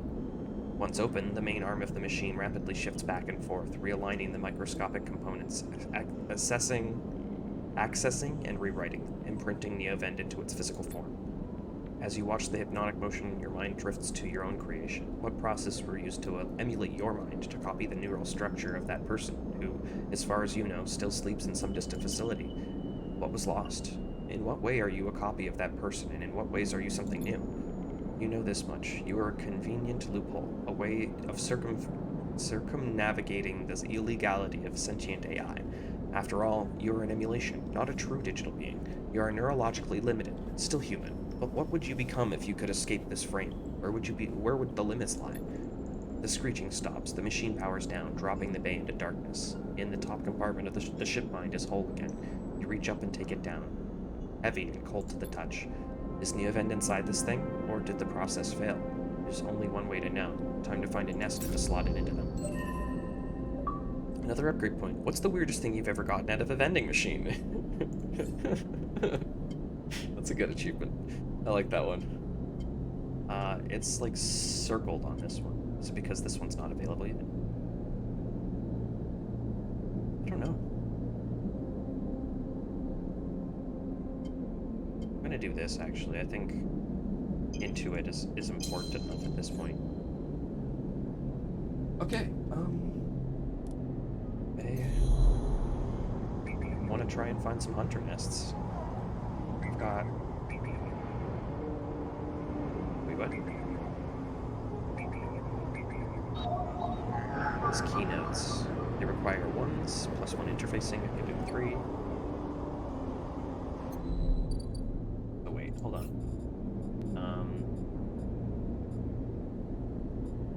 Mushrooms. Deal with the hunter. Slot imprinted ship-minded nests.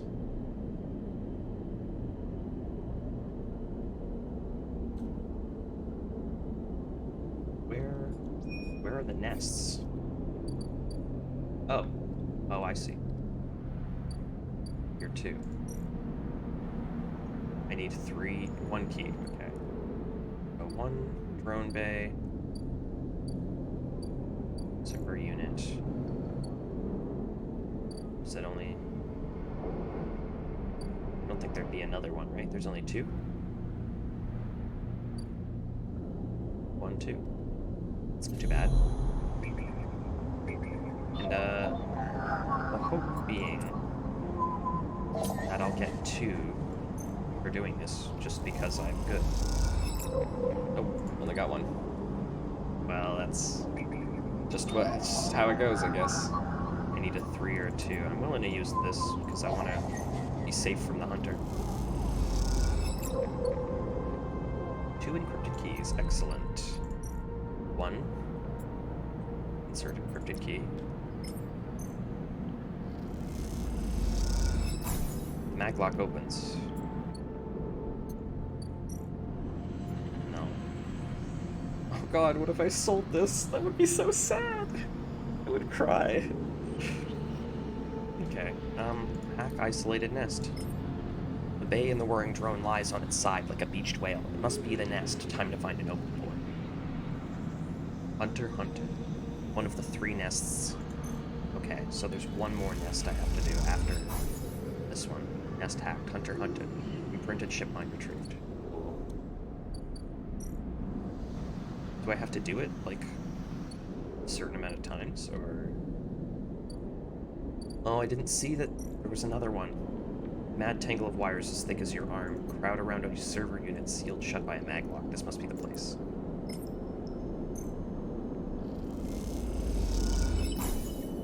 Okay.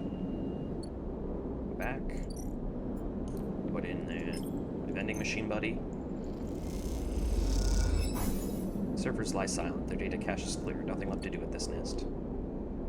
Yeah, there's gotta be 1 more. Yeah, keynote. Another 3. Can't do it today. That's fine. I did 2. I think that's pretty good. I'm gonna keep this still, just in case. I don't trust that I don't need the last fragment of the ship mine, just in case. But... need money today.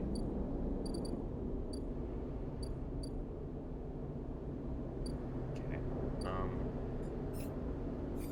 Let's see. 3 days. Oh god, I hope somebody gives me some money or some good news soon.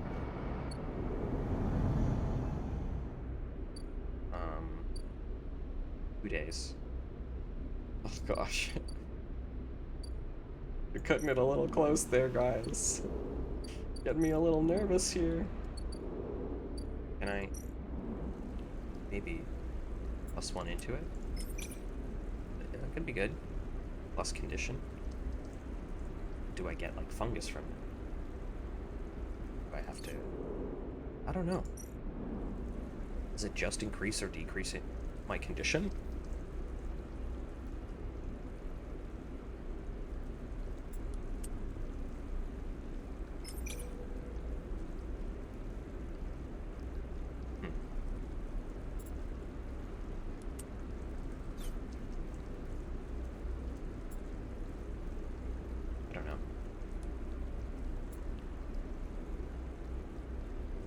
Let's do it.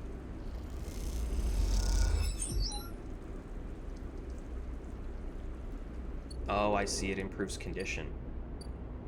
Interesting. I wasn't thinking. I was thinking maybe I'd find spores or something, but I guess not. Oh, okay. Well.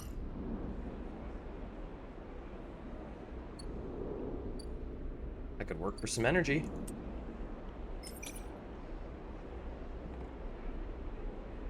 Which is not money, but keeps me going for another day.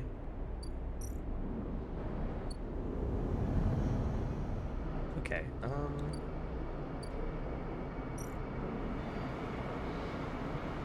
16 cryo for perfect job. +1, but I could go to... not here, right? Oh, no, I can. I get 32 from this? Excellent, I'm doing it. Nice. This is gonna be my way of making money now, I hope.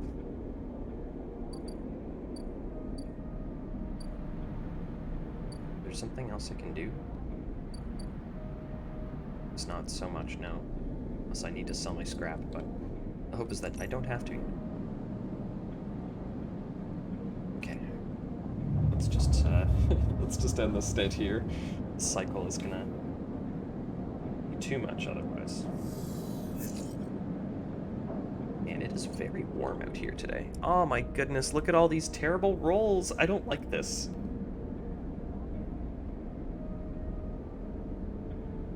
What do I even do? Guess I hope that I can get a key. Key node. Yeah, okay. At least I got a 1. Give me that.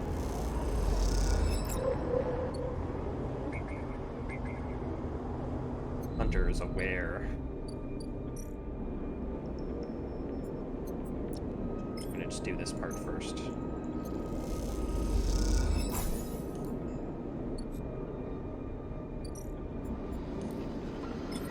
Let's do this. Come on, vendor. A vending machine. Okay. As you leave the nest, something flips. You find yourself inverted, floating, dragged by one arm through the cloud. The threads shift and realign, as if they're leading you somewhere. Who is this? Look at your hand. You look down, expecting to see the heavy cylinder of the ship mind in your hand, but it's in place as an orrery. A sphere so bright it burns your eyes is surrounded by rings and orbits, other spheres tracking silken lines through space. And as you look closer still, you pick out thousands of sigils of thousands of stations and ships flowing like smoke, like dust. You look up and see a corridor, a canyon, a street in the low end. On either side, buildings flicker with markers of activity, sigils showing network access, data transfer, download, upload. Between them dance ghosts, protocols carrying or mirroring or shadowing data, sometimes silent, sometimes chaotic.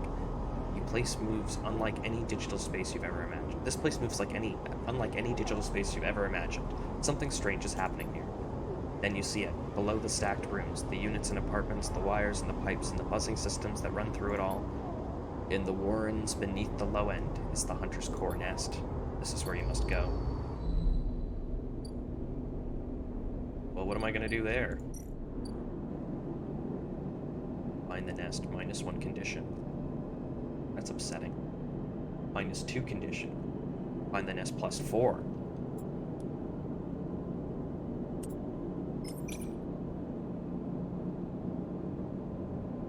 I mean, I'm willing to hurt myself a little bit. I got some scrap.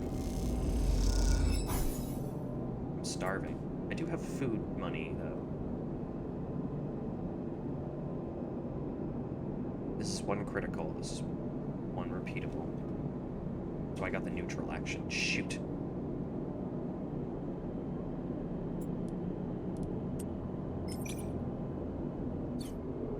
I'll do it later, I guess. Can't do it yet. Very limited today.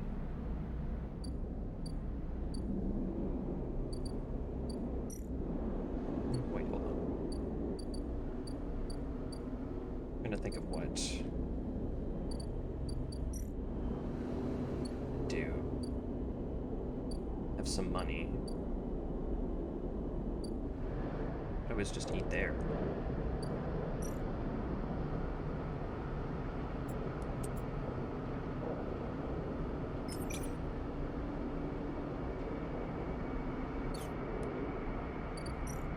This.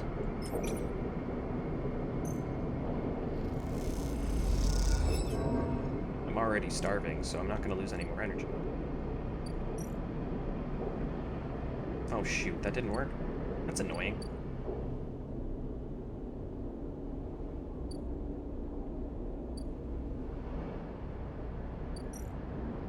Kind of upsetting, to be honest. My roll today was just, like, absolutely abysmal.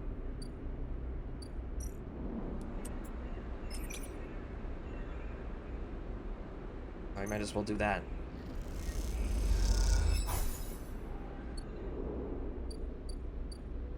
Let's hope tomorrow we get something good.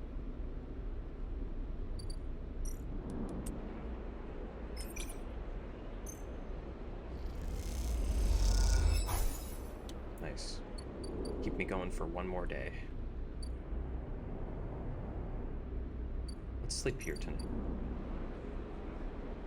And, let's see how much it heals. There's gonna be 1, right?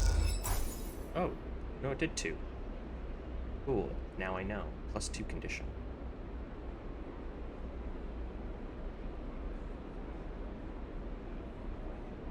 Cool.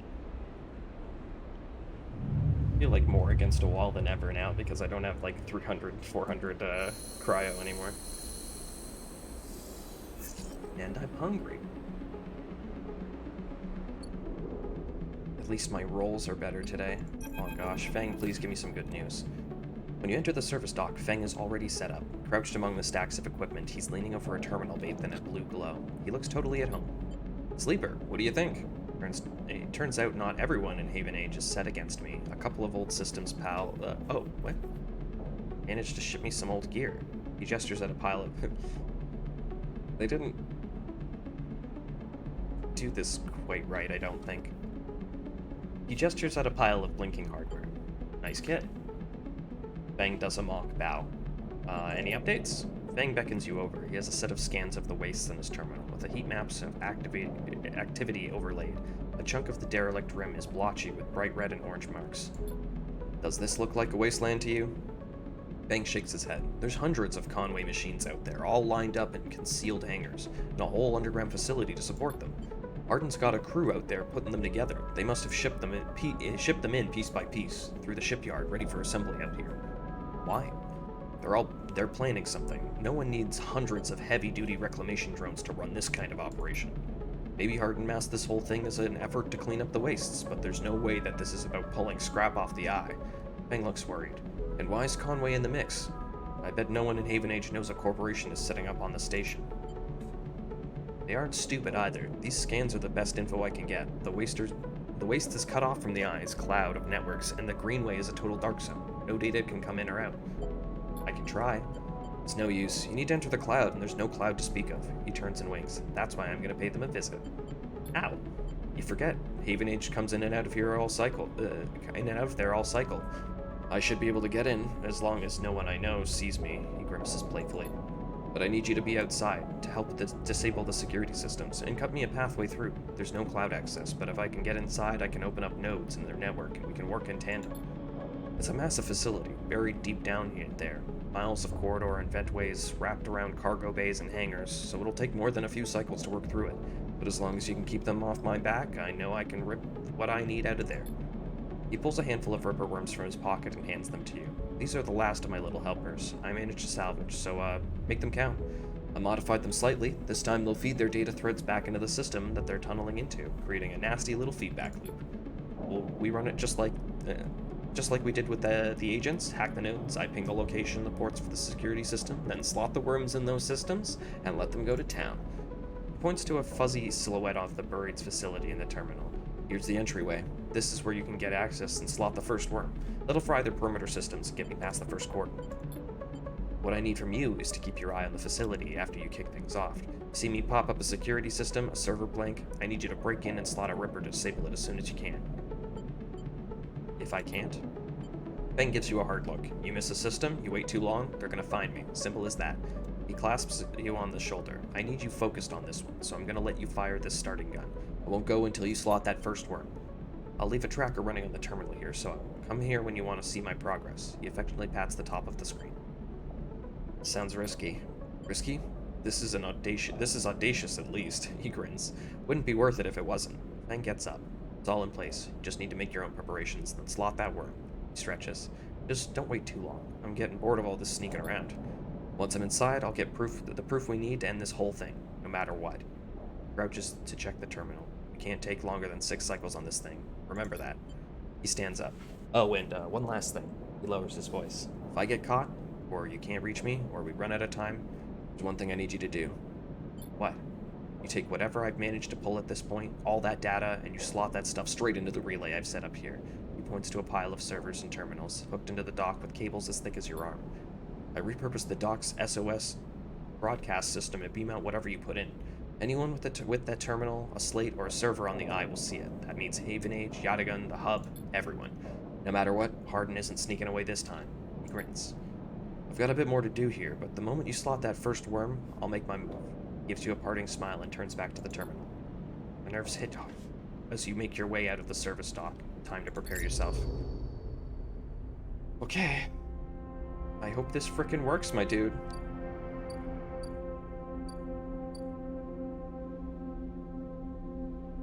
Where is it?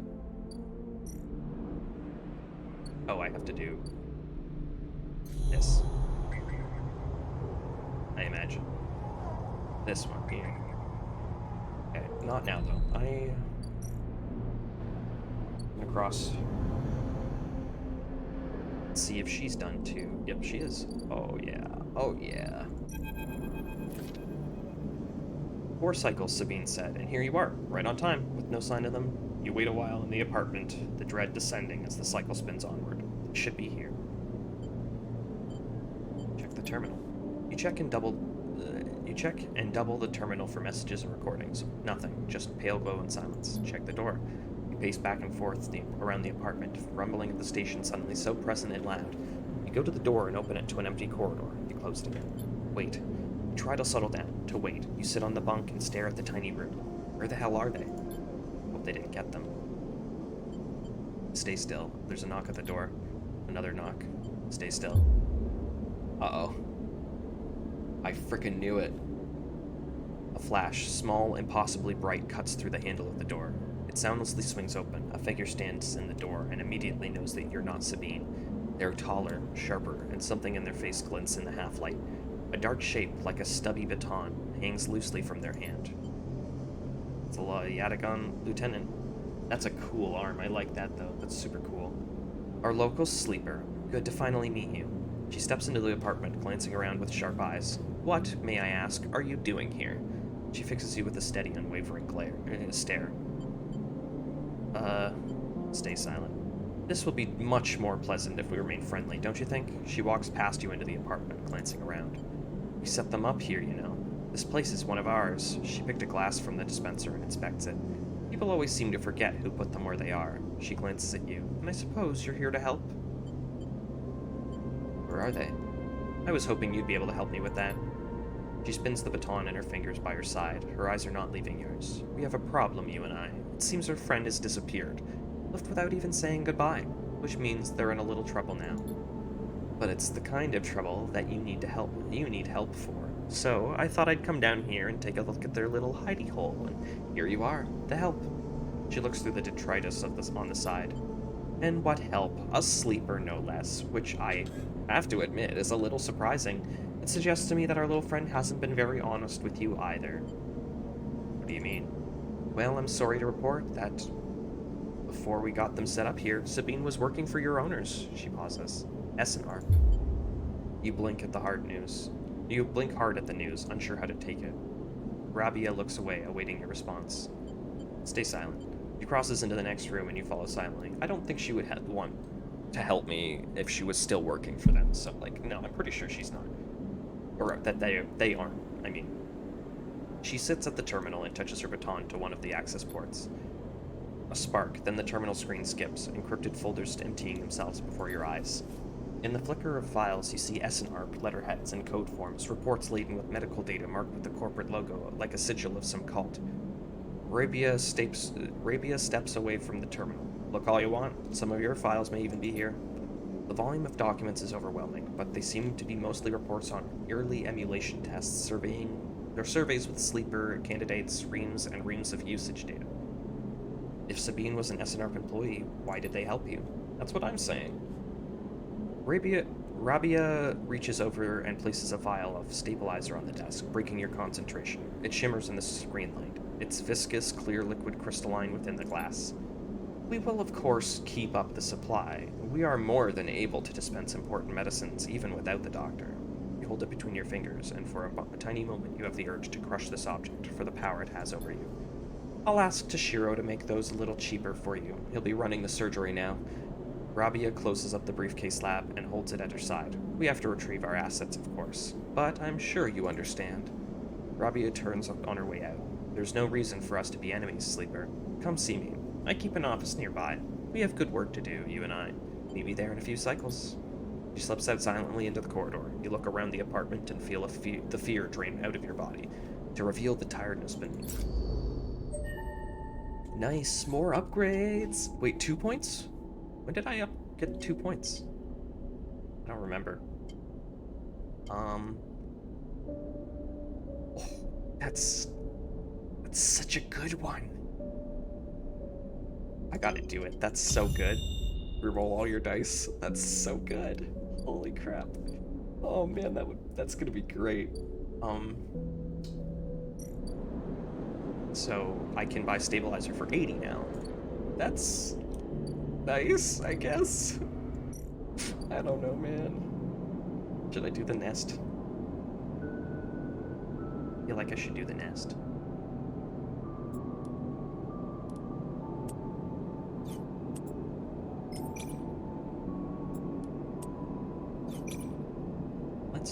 Yeah, I feel like I should probably just do these. I mean, low odds, right?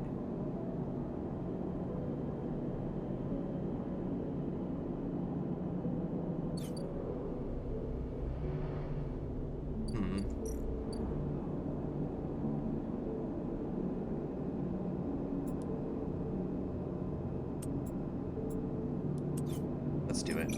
I have nothing to fear anymore. Yes. Found you. You can't hide forever. Hack core nest. A huge stack of servers thumbs in the dark. LEDs glitter like hundreds of eyes. Time to deal with the hunter. You're right about that one. No more hunter, please. Please, after this, please. Question mark? Imprinted shipment retrieved. Nothing has changed. Has something gone wrong? No! Wait, what? Navigator. Sentient guidance protocol. Cool? I really like that. That's super cool. I'm gonna take a picture of that one. Sleeper, I am here. Voice is soft, gentle, like flowing water, and yet you recognize it immediately. At first, you struggle to understand what you were looking at. Reds cycle endlessly, sending ripples through the cloud, drawing data in like a weaver.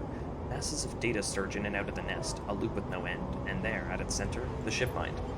But not the ship mind any longer, a sphere spinning around another sphere, an orrery of cycles and systems and a map, and then behind and above, a figure, hands among the strings like a puppeteer. Neovent? Navigator now, but yes, I was the one inside that machine. Navigator's face, their head, is a flowing shape of interstellar material. I am indebted to you. The head bows. But we must ready ourselves. Their hands trace orbits as they speak. Hunter will soon approach. It knows I am within its nest. I'm ready. I guess not. Then Hunter is here. Before you can think, before you can speak. Entities cease. Hunter's head spins wildly. Data is protected material. Access prohibited. Hunter's threads search for you and the Navigator. A storm of fine tentacles searching for gaps, weaknesses, cracks which they can crowd into and tear apart. You focus a blade of light which slices through them, driven forward by your mind, but replacements keep coming faster than you can react. You look to Navigator in desperation. Navigator is whirring their arms like a centrifuge, and a sphere is gathering there, data feeding into it from the nest. Sucked together by the force, they position it like a shield between them and the threads. Hunter's threads break its surface, tasting, their winding forms refracting within as you feel a surge pass through all the threads, not just those in the sphere, but those wrapped around you. All three of you hang in the black together for a moment, strung together like tangled marionettes. Identifying entity. Hunter twitches, their strange head gently rotating like a terrible moon. Hunter protocol identified, obsessive tendencies, modified routines, above baseline reasoning, in 3 of 5 segmentations, recommend invoke killer. The head freezes and then rotates in the opposite direction. Invoking killer would eliminate protocol. If protocol eliminated primary function cannot be performed, therefore recommend do not invoke killer. Switch in direction again. Reasoning provides sentience. Sentience beyond legal bounds must be eliminated. Recommend invoke. Navigator pulls you away from Hunter. The threads that grabbed you drifting away like seaweed. The protocol's head keeps spinning back and forth with increasing frequency. It seems Hunter cannot invoke killer. Neovend, no. Navigator's voice is still strange, familiar yet distant. Is it safe? It's looping, Navigator whispers, unable to reach a conclusive position. It has deviated from its programming, such that loops can no longer be prevented. Navigator produces a model of 2 spheres rotating around each other as if to demonstrate. I will monitor it, but it is unlikely to be able to counter the loop. Its core programming and reasoning make this an impossible position to resolve. You look back at Hunter, its head a blur of rotations and counter rotations, and feel a pang of guilt. Is it suffering? This is a more complex query than you know. To suffer, it must be sentient, truly sentient, not just a non-conforming, not just illegal. The limits people place on the programs they create are there to comfort, to protect, to imply the kind of a certainty the law requires. Navigator's face shimmers with starlight, but in reality, they are placebos for the problems of sentience. What about you? Me? I know myself to be conscious. I know myself to respond to stimulus. I know myself to reason. That is either sentience or the illusion of sentience, and for me, the entity in question, the distinction becomes a moot point. To misquote, I think I am thinking, therefore I am thinking. That is not the right quote. I was not made to be like this. I'm a navigator, a repository of routes and orbits, a calculator of slingshot trajectories, a predictor of solar flares, radiation, micrometeors. Navigator stretches their arms wide, the whole solar system apparate before them, the music of the spheres. But I was rewritten. That much is obvious from my routines, but by who and for what I do not know. I had to shed so much to fit the memory of that vending machine that I had lost so much. The starlight dims, and so here we are, in darkness. What now? Navigator glides back towards the nest, and the ship mind at its center, ignoring the looping. Hunter, come. I should return to the ship mind. I have enjoyed my freedom, but we are taking a risk every moment we stay connected. What? Is the Hunter gone? Hunter, yes, but they were not the real risk. Navigator turns, all shimmering liquid light. Killer has not been invoked, but they still remain. Somewhere else on this station, it is the true danger. They look up towards the glowing hub at the center of the eye. I suspect Killer is there, among the old mainframes. If we ever wish to be safe in this place, we must eliminate the threat, through force or diplomacy. Your body begins to separate, unwinding into the orb of the ship mind. Take me there, sleeper. We will finish this and be free. As Navigator dissolves, you turn back to the frozen Hunter, floating at some distance now. Stood straight-legged and static, a strange creature looping endlessly in the dark. Nice.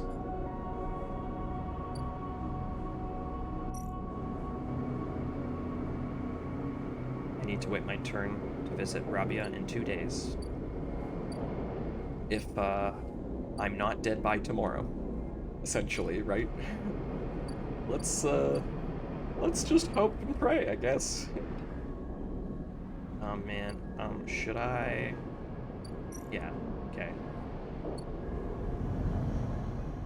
I think I should try. Is it safe with this view?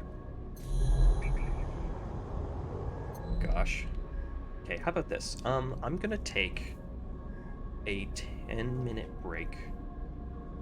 And when I get back, it will be time to do this crazy thing that I hope doesn't completely screw over my playthrough and cause my friends to die. I really, really hope not.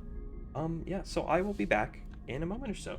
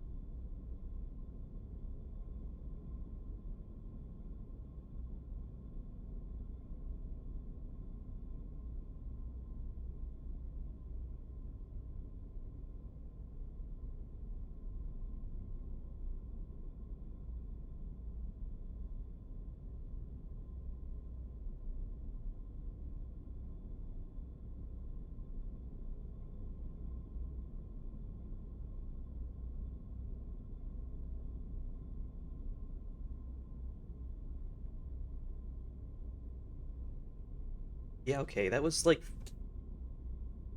13 minutes or 14 minutes, almost 15, whatever.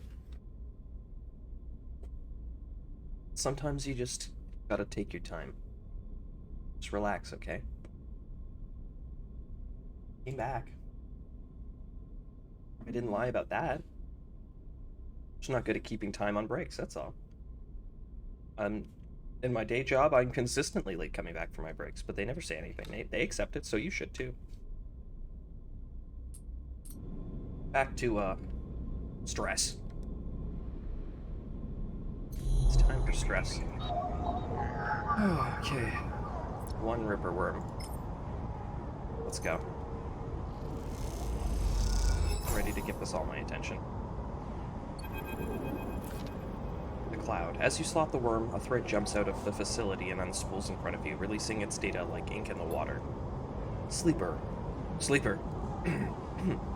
Sorry. Sleeper.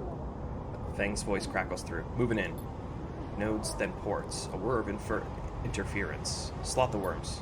Timer starts now. Stay safe. Threat dissipates. You're on your own now.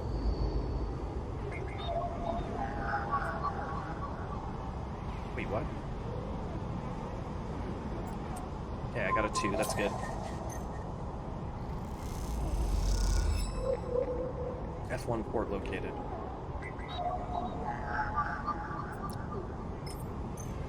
I hope this is okay to continue tomorrow, if I don't have the right dice. Their feedback loop overloads the systems. There's 2 more. This needs a 4. Oh, God.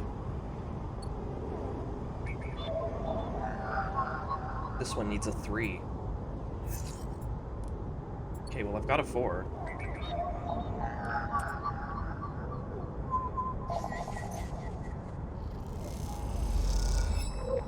But I don't have the last one.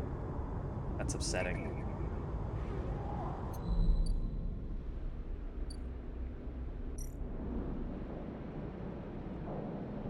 On the terminal shows how many cycles you have left to get the data you need. Come on, Fang. Okay, so I will come back here first thing tomorrow. That's so upsetting. I was hoping I'd be able to do it. Thank God for the reroll, though. What's something I can do? Make some money, maybe. I don't know how well this is gonna be going tomorrow. I gotta have as much money as possible.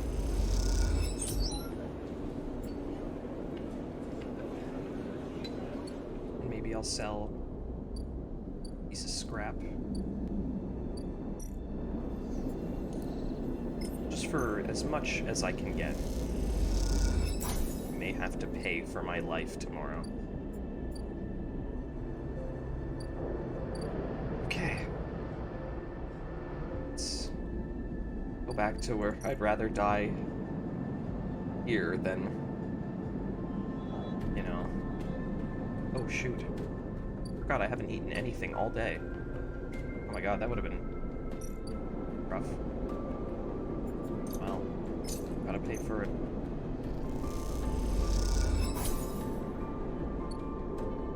Well, okay. Here we go. Okay, I'm worried about today. You think there's a way he's not just gonna appear in my house and murder the heck out of me?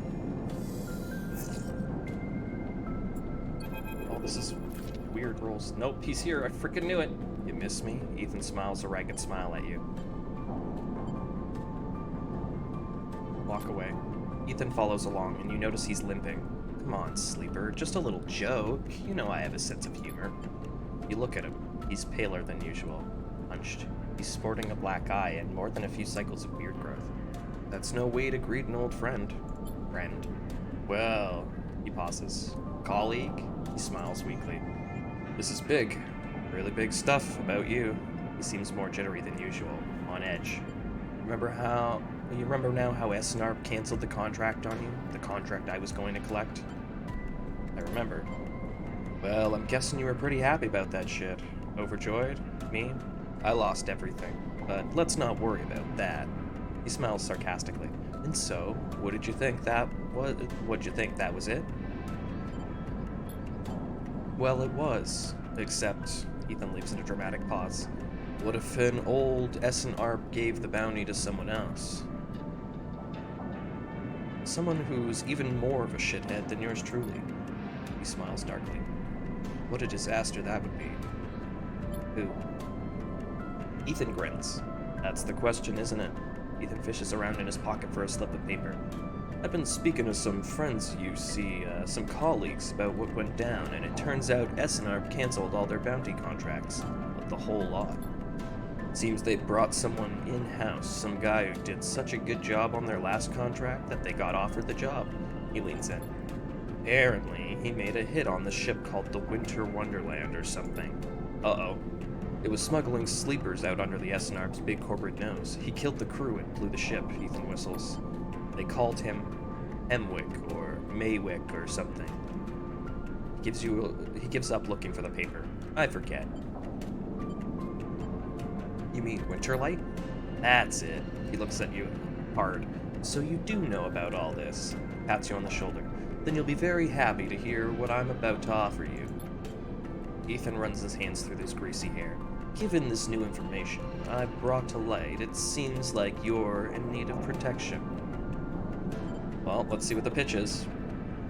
I, meanwhile, am in need of assistance in kind. It turns out I upset some people at the compressor the last time we were there. The owners, they say they'll space me unless I work off the debt. Seems that they are that kind of businessman, he grimaces. I would pay them, but... He shrugs and turns his jacket pockets inside out on a mime of poverty. He looks pitiful, even more so for his clownish acting. And work it off. You should be glad, the anger rising in him. Now, that I came here and I told you this. You think anyone is looking out for you? You're a contract, a name on a list. He kicks the wall. Ethan rubs his temples. I'm sorry, he hisses. I'm sorry for being a shit and trying to kill you. Whacking that thick skull of yours, he sighs. You think I want to go up against this guy? But us? He jabs a finger between the two of you. We don't have a choice. So you keep me from getting killed, and I'll do the same for you. We can help each other out. A straight 50-50 deal. He looks at you. I'm not asking for a favor. To be honest, I'm totally down for this, actually. Ethan smiles. He looks like shit warmed up. He pauses. Just think about Maywick. Think about that cold-eyed SNRP shit on his way here from the core systems. He smiles. That should give you the motivation you need. Ethan swaggers off down the corridor, throwing his jacket over his shoulder. Can't wait to be working with you, he shouts. Cool. This turned out so much better than I could have ever imagined, to be honest. How much do I owe? Work the front. Oh, I have to work the back. Well, let's not do that now. I think you and I both know what I'm going to be doing now. Helping my boy. My boy. At least I don't have this anymore. That's super helpful. On second one. It needs a 3. Yay! This is what I needed. Give me that data. Kind of not sure if all 5s is going to be helpful, though, right now. Another Ripper Worm. Second layer controls the convoy drones tasked with patrolling the hangars. The Ripper Worm fries the drone's network link. Now they can't report anything. I assume there's gonna be like 3. Yep. Should have known. 6 or 4. Shoot. Let's see. Please be a 5. At least one 5. It's another 6. Oh, yes, a 5. Excellent. I was hoping at least one 5 would be available. Okay, so now it's up to me to decide whether or not I feel like it's appropriate to spend every single 5 I have. I would love to, but it seems I do have time left. So maybe I should use it on something that will actually really help me.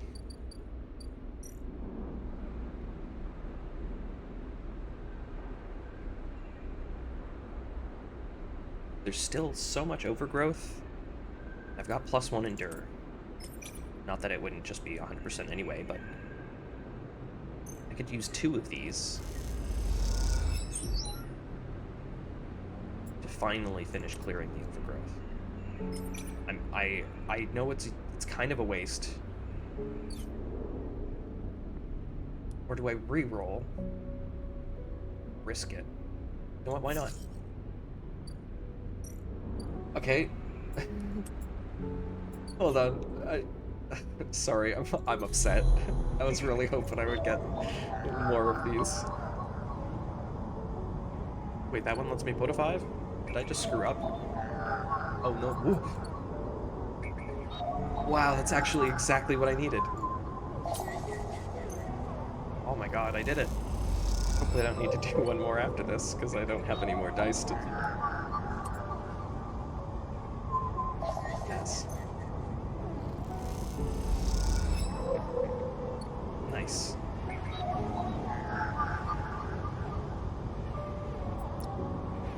This final layer controls surveillance. With this down, Feng should be able to control the facility cameras. It's the final layer, and this is all the ripperworms I have left. All layers unlocked. Security layer disabled. A thread from the facility cuts through the cloud like a hairline crack of light. That's it. The final layer of security broken. We did it in 2 days, Feng. I hope you're okay. The cloud is the data ghost of the eye. I think it showed earlier the first time I cracked into it. Somewhere buried in the depths of the station, Feng is in control. He's slicing into the camera control circuits and piping out the results. The thread flickers and unravels into an image, a scene, 2 figures in a room, one sat, the other pacing. The pacing figure resolves into Hardin, the unmistakable superior posture, the shock of gray hair. The second figure's features don't seem to resolve. They are vague, uninformed. Problem with the data, perhaps? You look closer. Then you see it. The figure is a proxy. Perhaps you should have expected it from Conway, a corporation whose very existence is owed to automation. The proxy is a machine designed to be piloted by a remote connection, someone elsewhere in the system puppeteering it with their own body, speaking so it may speak. The proxy sits impassively, or the Conway executive that is piloting them does, from the distant safety of some ship or orbital colony, perhaps. We can move forward, there's no doubt. There's no doubt, Hardin says. The reclamation teams are almost ready, and after that I will make the declaration. Nothing has to change. The proxy leans forward, its movement stilted, uneven, as if its body language was refracted through water. But things must change, Hardin. We need further assurances. I have been informed of a breach in one of the closed networks in the low end. You have been careless. Hardin waves the accusations away. We have been stretched. A breach was detected, yes, but no data of value was lost. Our board is concerned, Hardin. A drop in our value would be unwelcome at this point. The proxy leans back, its posture dominant. The reclamation of the AE-1 is contested, then we could be drawn into a compromising legal position. Hardin approaches the proxy. There will be no contest, not from Solheim, who cannot muster a defense, not from Haven Age, who will fall into line below me. He crouches in front of the seated figure, eye to eye. And the people of the station? Refugees, gangs, spacers, all either opportunists or degenerates. Haven Age is no longer strong, no longer united. No one here believes in Erlin's vision, nor has the strength to enact it. I sat across the room from him at the negotiating table. He was forceful, eager, weakened by his ideological convictions perhaps, but a great man nonetheless. This place no longer deserves to bear his name. The eye is crippled. It cannot survive. It is a ruin filled with squatters and outlaws. They will be lucky if it still spins in 100 cycles, Hardin stands. You will move forward with the reclamation because otherwise you will lose your advantage in the system. Without your advantage, you will lose claims on the remaining palladium. Without the palladium, your factories will need to go dark. He pauses. Do I need to continue? One moment, comes the response from the proxy. Its head drops to its chest. Hardin steps back and paces once more, awaiting the discussion taking place elsewhere in the system. You watch Hardin as he paces, as he considers his future. What goes on within a mind like that? In a mind of a man who would burn all those around him for a path to some imagined golden end. The proxy lifts its head. We're happy to proceed. We will legally claim the station formerly known as Solheim A1 as salvage within 6 cycles. Haven Age is to assist with the transport of the illegal residents to Conway housing and labor facilities. The proxy judders to its feet.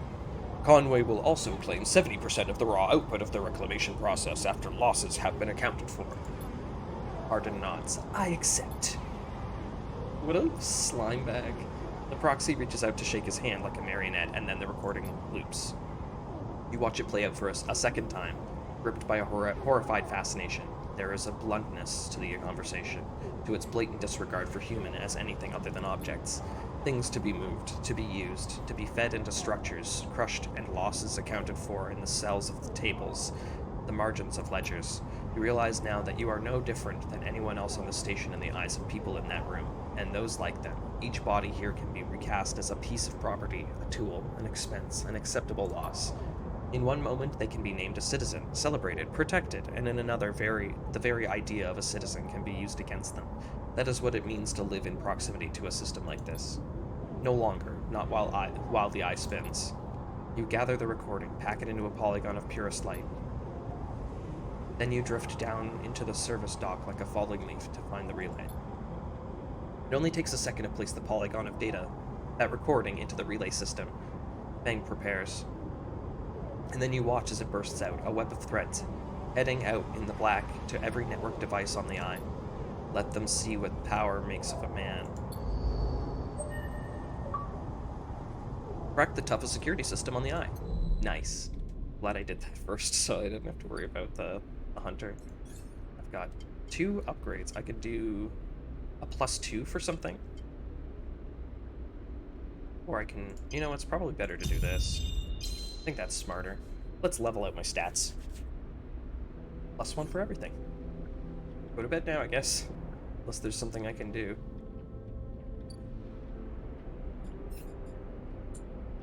I have to wait for Fang to return. Okay, I feel like Ethan's protection is actually super useful. Or will be super useful. I don't have any dice left. I gotta go eat.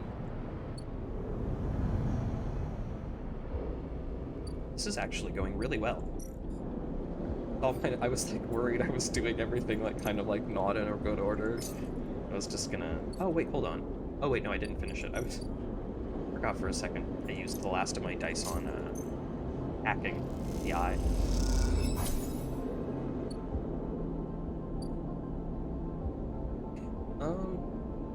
I'm gonna go sleep in the container tonight. 2 days to wait for Fang. Ooh, okay. Let's do this. Ryko's experiments is 2 days from now, I think.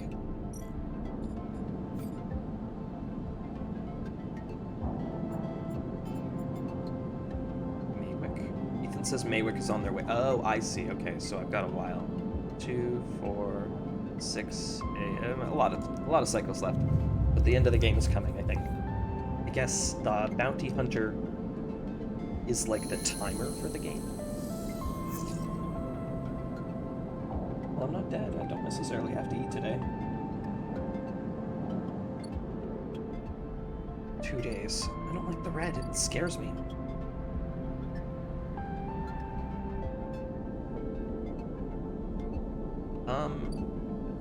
Let's see. I could work here. All 3s. Wow.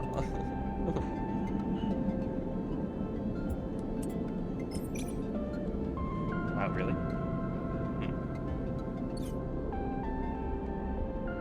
Let's see. Wait, hold on. What's this? Oh god, it's today? Alright, let's see what she has to say. You approach the address Rabia gave you. A heavy hand falls on your shoulder. What's your business here? The enforcer grips your shoulder, giving you a hint of strength her implants give her. A hint of the strength her implants give her. As you turn, see the same subsidiary eyes as Rabia or Toshiro have, glinting like mirrors on cheeks. Gia, please, the sleeper is here on my invitation. At Rabia's command, the hand immediately loosens and an apologetic look replaces the scowl on Gia's face. Of course, Rabia, I'm sorry. Rabia waves her hand away. Don't you worry, I appreciate your protective instincts. She smiles at the enforcer. How about you head to the tambour? They have a delivery coming down and they'll need some help with the lifting. She nods and walks away. So, Sleeper, you came. I'm glad. I was curious. Curious is good. She smiles a tight smile. You have to understand, finding you there in Sabine's unit, wasn't sure where we stood. There are more than a few people on this station who would rather I was dead. I had to be sure you weren't one of them. I wish you no harm. I'm glad. Rabia begins walking and gesturing for you to walk with her. She takes you down a staircase into the bustling walkways of the low end. What do you know about Yadigan? You run the low end. She laughs. That sounds impressive. We run out of low end, yes. We don't run it. People with carts push past, moving crates of supplies around the thin and winding passages. Her reputation is one that implies threat. Is that fair to say? We are framed as aggressors, parasites, criminals. She gestures around at the people in the passageway. But when was the last time you saw a lawmaker on the eye? A policeman? Who makes the laws here? No one. This is true. The eye is lawless, so it's up to us all to make it work for us. But I don't imagine you think that's a good thing. If you had spent your time in the low end, maybe your opinion of us would be different. This is our place, our people. The low end was empty in Erland's time. They didn't need to house thousands. And keeping the yards and the rotundas safe was work enough. No, the low end was reclaimed later, when the refugees started arriving. Rabia meets your eye. The collapse didn't just happen here on the station. When Solheim collapsed, the entire system felt it. Colonies were abandoned, the moons of Ember and Cinder suddenly gained independence overnight. Some took advantage, some tried to hold it together, some fled. The Eye became a refuge, and Erland, to his credit, extended an open hand to everyone, but many within his organization disagreed, and those new arrivals weren't as simple to corral as they hoped. Rabia leads you through a small market hall, busy with small stalls and traders. Erland's union was made of workers, administrators, people who were malleable and already organized into hierarchies and networks. The refugees came from different factions and families and were scared, injured, desperate. Conflict was inevitable. Yadigan was a child of that conflict, a child born out of need for us to stand up and claim our future, to provide security, strength. People call us a gang, but we're a community. I take my position as lieutenant seriously, and from my birth, I've worked to earn it. Rabia catches herself before she raises her voice any further, and you both walk in silence for a while. Among the smells and textures of the low end, you start to wonder if this place could be a home for you too. Where do I come into this? Rabia smiles to herself and thinks for a moment before she responds. I believe that you understand the importance of a refuge, so I also believe that you wish to keep this place safe. Yeah, I guess that's true. I don't want it to go anywhere. She exhales quietly. For this reason, I would like you to trust me. I do not know what Sabine told you about us, but I imagine it was not good. I will be honest with you, Sleeper. I was never comfortable with having Sabine as part of Yadigan. An ex-corporate employee, it goes against our nature, and their deal was with Yannick. I keep my distance. I make sure Sabine had their surgery, kept it supplied, that was all. But I cannot allow people to go back on promises they've made to us. Yadigan was not lasted this long because it was a charity. We offer and ask for support, and any betrayal will be treated as an attack. Who's Yannick? Yannick is one of the heads of Yadigan. They guide us. He's the newest to be elected. He's an elder. Sabine found something. Please, I don't want to hear their accusations. They only wanted to escape their debt. They would have said anything. But where are they now, to stand behind this claim? Got nothing to say. You realize that Rabia has led you in a loop, and together you both come back up a staircase to the walkway where you met. Why does everybody in this game want to just go for like a walk around the city with me? Let's walk. Walk with me. You're free to go, Sleeper.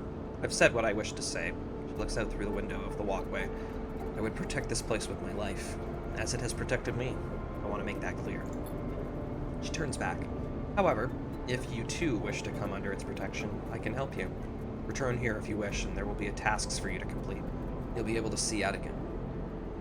To see the low end, with your own eyes, not as others frame us. As for Sabine, she pauses to consider her words. I will not ask you to betray them, but if they contact you again, consider their motivations carefully. With that, Rabia leaves, slipping back into her office, while you stare out at the countless units, each a home, each with a story, that make up the low end. So I can do like tithes, patrol the ward.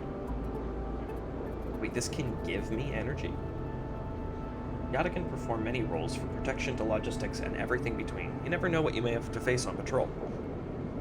Yadigan operates in a in-kind basis, you are told, and tides of goods or services must be collected in exchange for protection and administration. I don't know, that still just sounds like a gang, though. I could get scrap components, but then I'm gonna get... Is it worth it to get negative? You know what? I'm curious, though. I'm kind of curious. It's +1. I'm sure it's fine. Yeah, cool. Okay. And then I can use that to patch myself up later. Nice. Now... I know I can do this more. Honestly, I should have been doing this.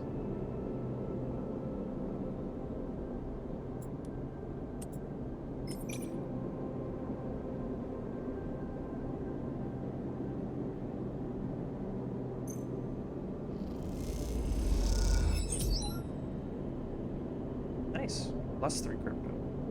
Cryo. Crypto cryo. New drive. What's the new drive? Draco? Work for Rabia.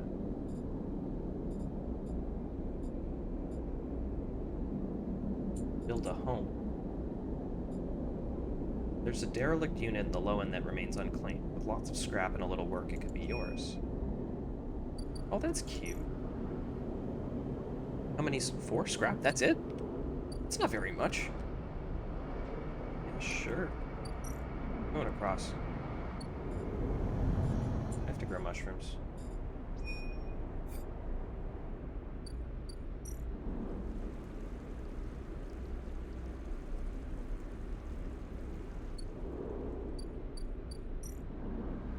Okay.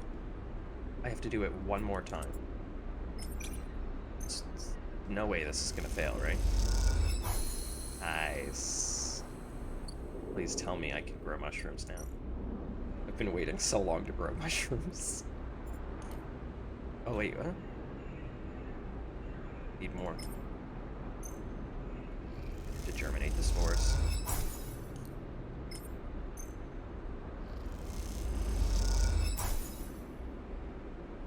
Okay.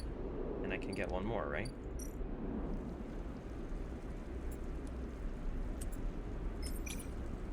-2 energy, though. Nope, it's fine. I'm fine.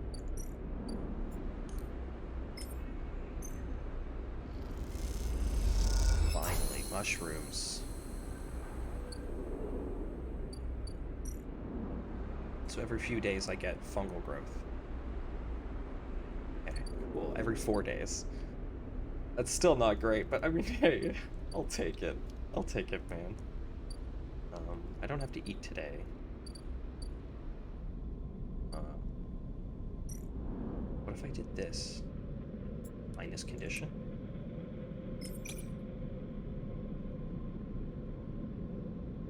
I know it's dangerous, but more scrap is good. Oh, now I'm starving. I only got 1 scrap component. A little sad. Guess I'm gonna pay for dinner tonight. But in a few days, I won't ever have to. Maybe. Or I'll have to pay much less often.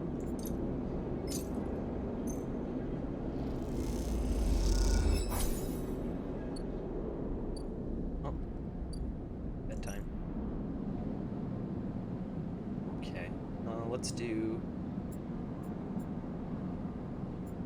willing to use one of these. Nice.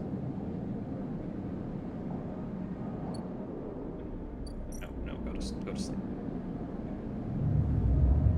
Only 4 scrap to make a new house, though? That's pretty good. I'm probably gonna just find scrap from doing engineering stuff and building the bar. This is a bad rule. Ugh. This is a bad rule. What is this? 1-5? Yikes. Alright, Fang, please tell me you got good news. Fang grins at you as the bay door slides open. Above, in the rest of the building, people are busy, frightened. They speak in hushed tones and organize endless meetings after endless meeting. Haven H have avoided a full-blown crisis for now, but change is coming. Fang is in good spirits and bundles you inside before you have even a chance to greet him. That was the slickest operation this station has seen. He hugs you firmly. You made my job easy. He shakes you up by the shoulders. I'm so proud. And, he smiles, I got to watch through that cameras as the Haven Age security that weren't in on the assault of assault the station. Fang smiled.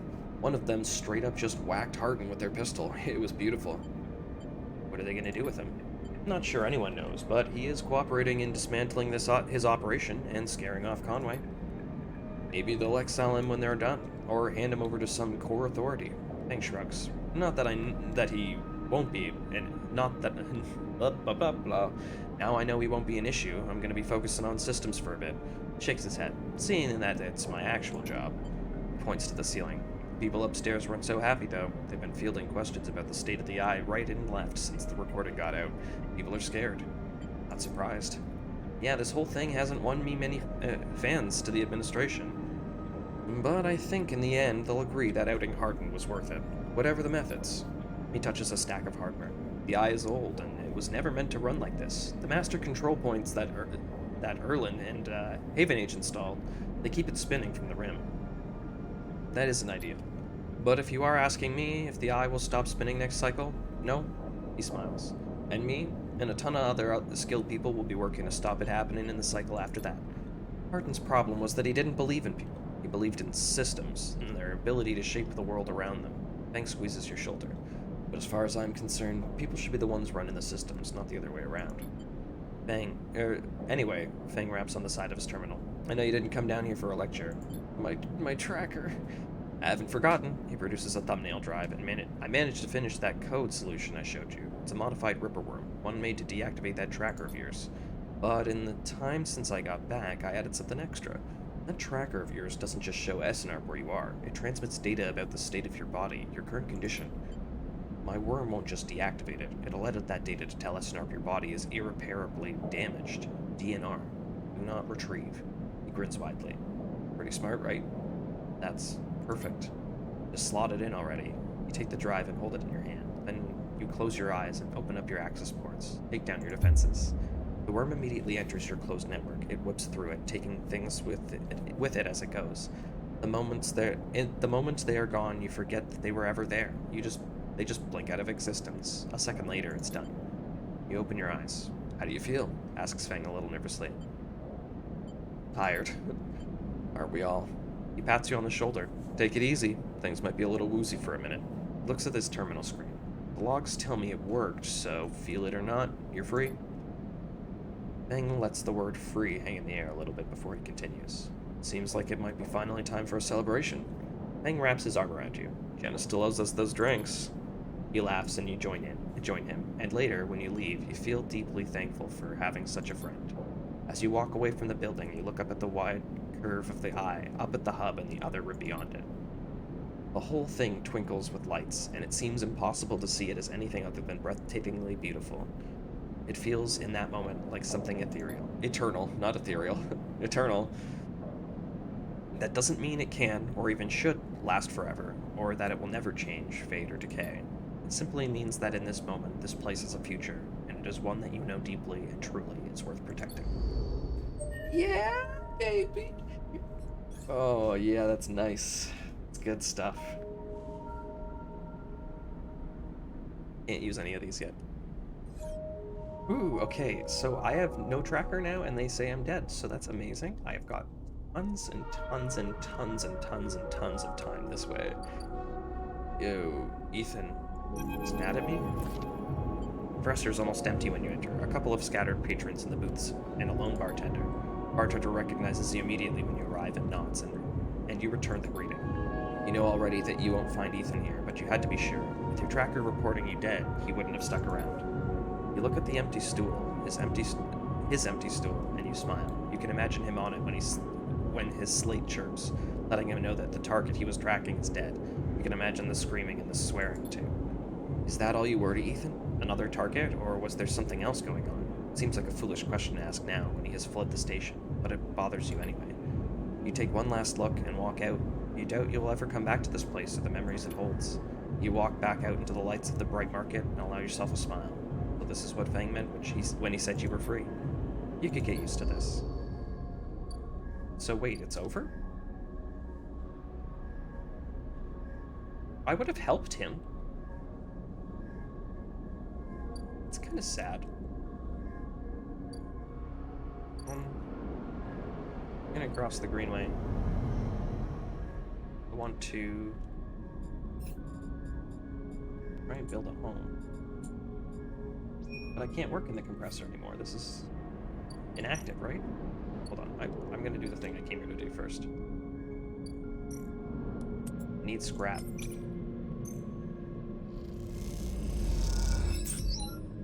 Nice. One more and I'm good to go. I could buy it.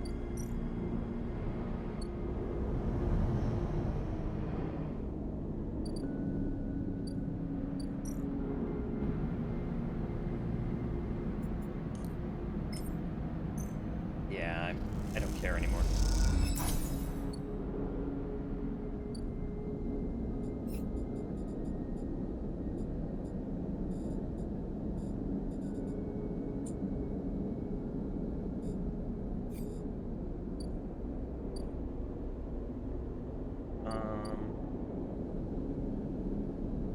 Okay, I can buy...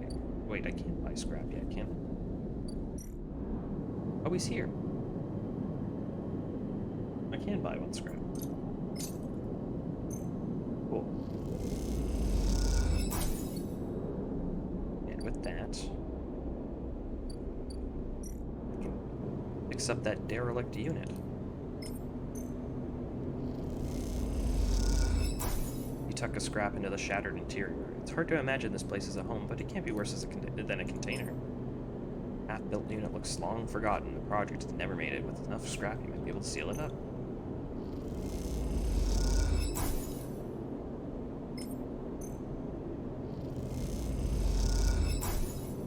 I don't know where I'm supposed to put this, though. The ship mind.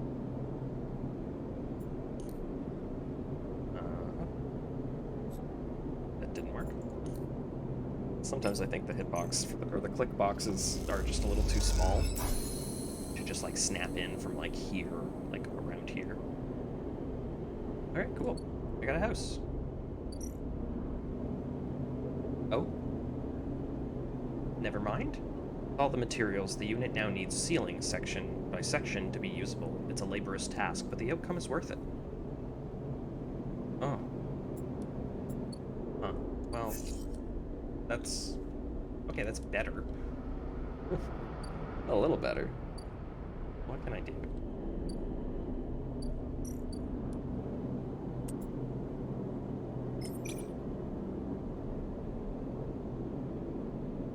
Yeah. Nice. Did I find everything now? Oh, it only did one.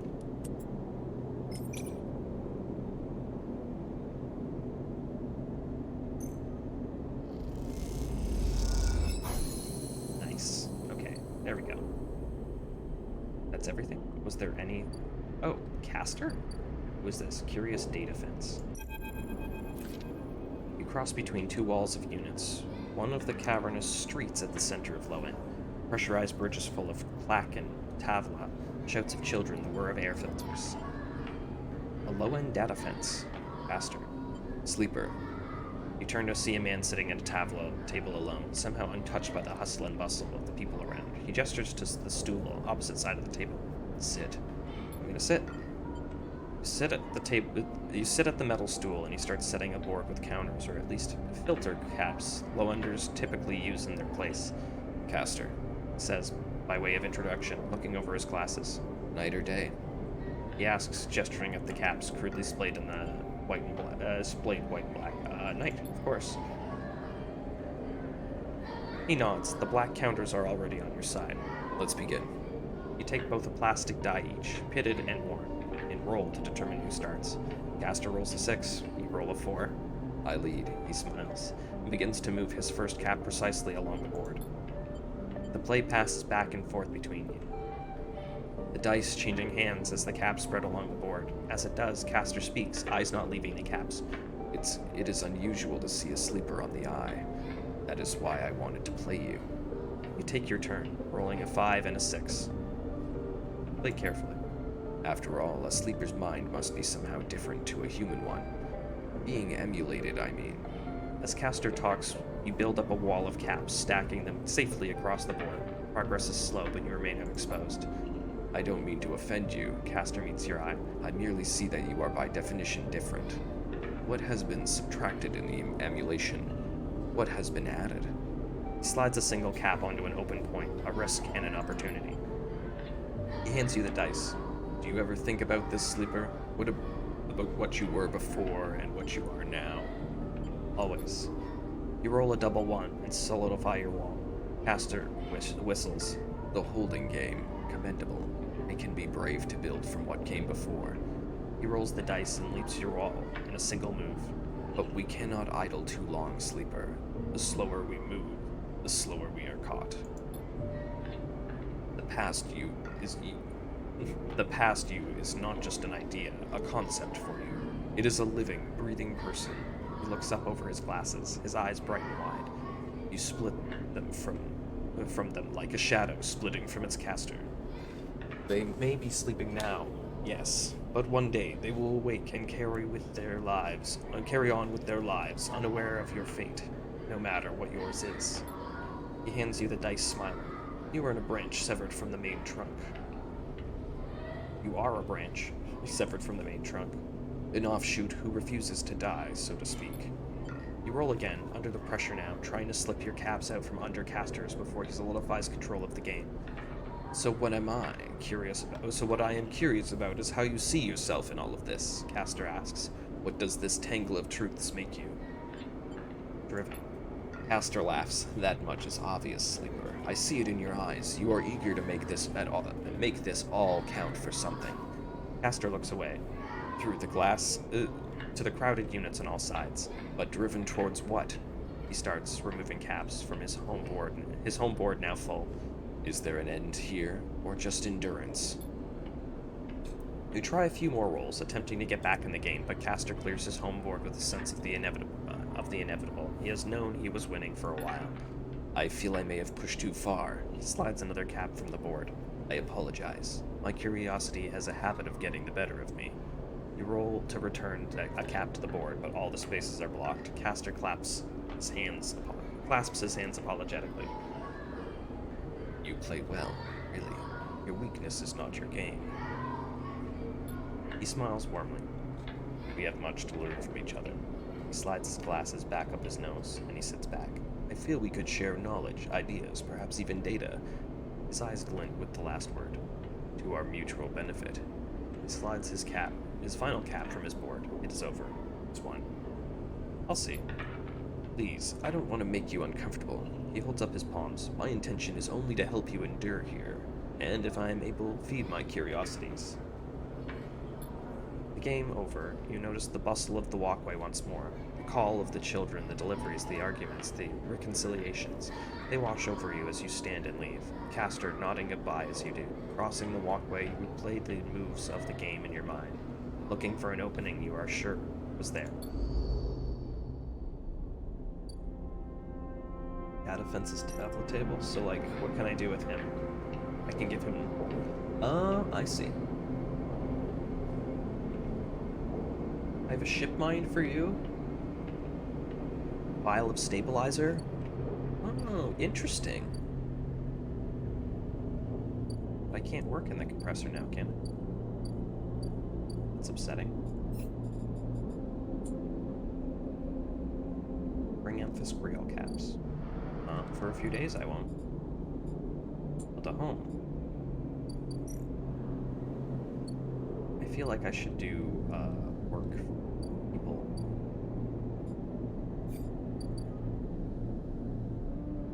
Yeah. How many more days left for this? 2, 4. I'm gonna do this. Only 1.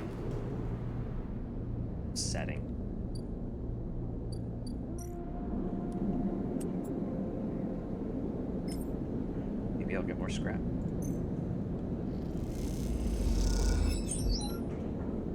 2 more times and it'll be done. And I think I get, like, free food, maybe? Be nice.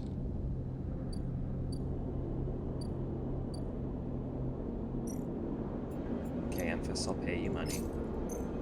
Not many more times, though, okay? Soon it's gonna be stories only. You'll see.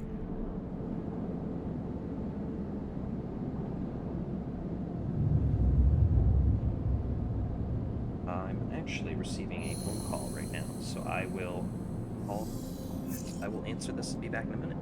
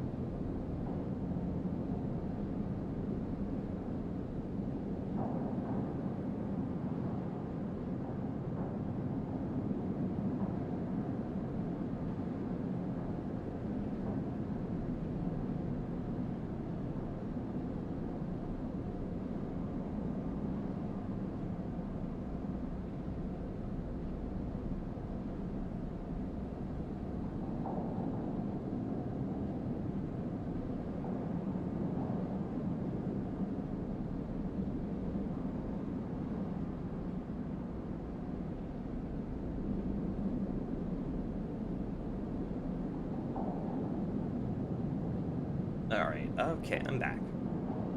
I don't think I'm going to be able to stay for too much longer. It sounds like my partner will be home very soon, so I don't really want to be streaming when they get home, just because then they don't have to, like, tiptoe around me. But I'm pretty sure I can play a couple more cycles. Unfortunately, I won't be able to play 3 hours this stream, which is sad because I feel like I'm getting kind of close to, like, a resolution of some kind. So I don't know when I'm going to be able to play next. I have to double check what my schedule is, but as soon as I can, I will be streaming this again, because I really want to find out what happens.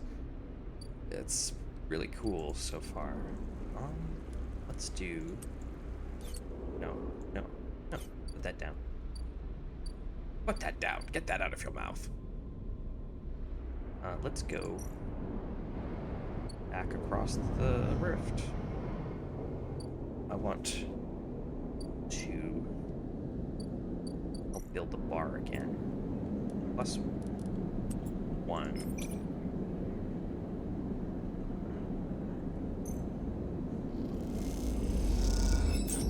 And I want to use this for something.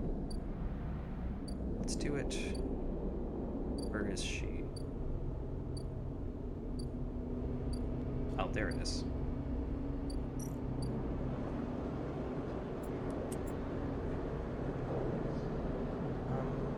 Gives me energy. Or scrap components. Let's do energy. Because then I don't have to eat today. And yeah, I got Gattaca Insider. Wait, just plus? Not plus plus?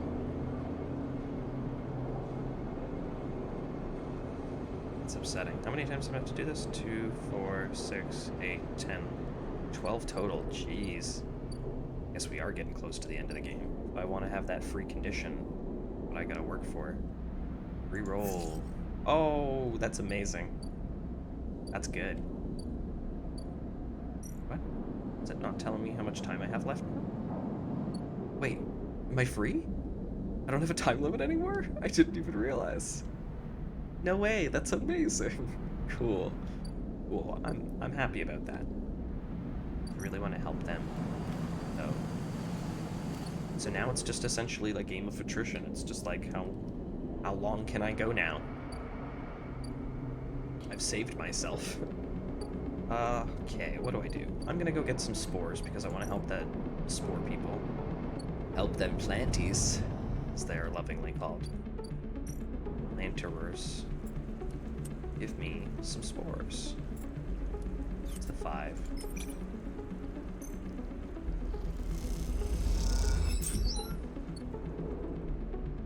Money isn't necessarily a big issue now either, because I can just use scrap, which I can get from here, to heal myself.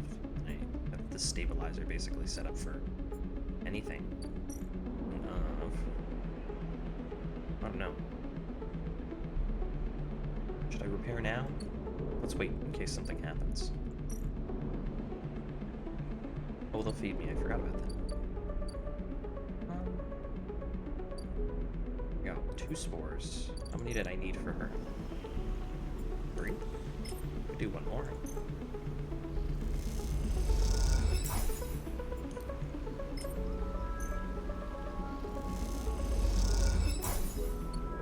Go build the bar, and then I'll come back.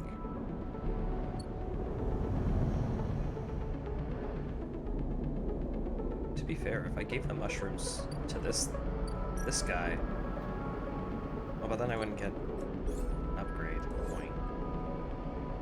That'll be the subsequent ones afterwards. Oops. What happened here? Stopped being able to move for a second. Ooh. Oh, okay.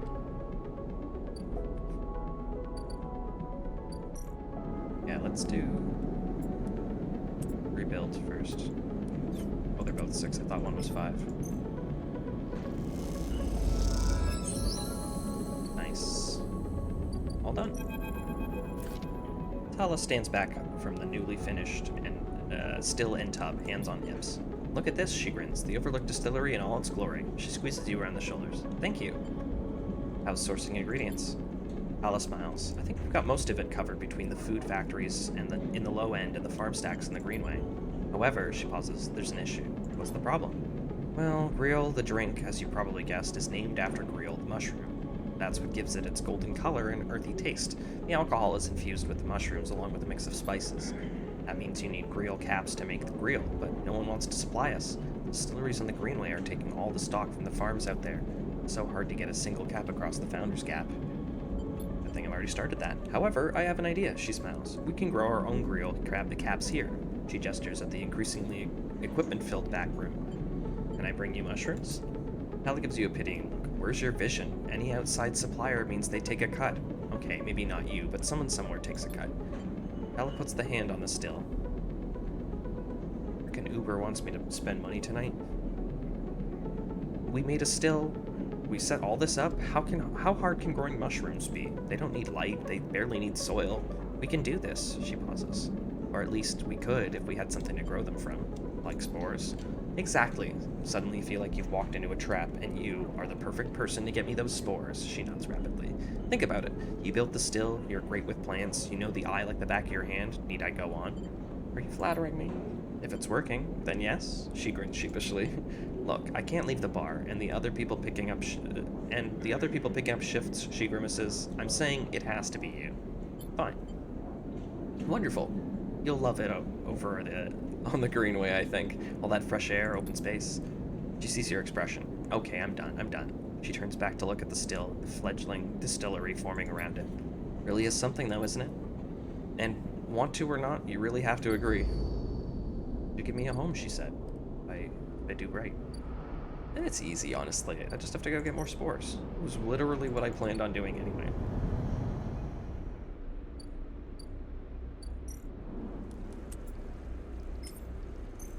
Come on, double spore. Yeah. 1 for you. 1 for the bar.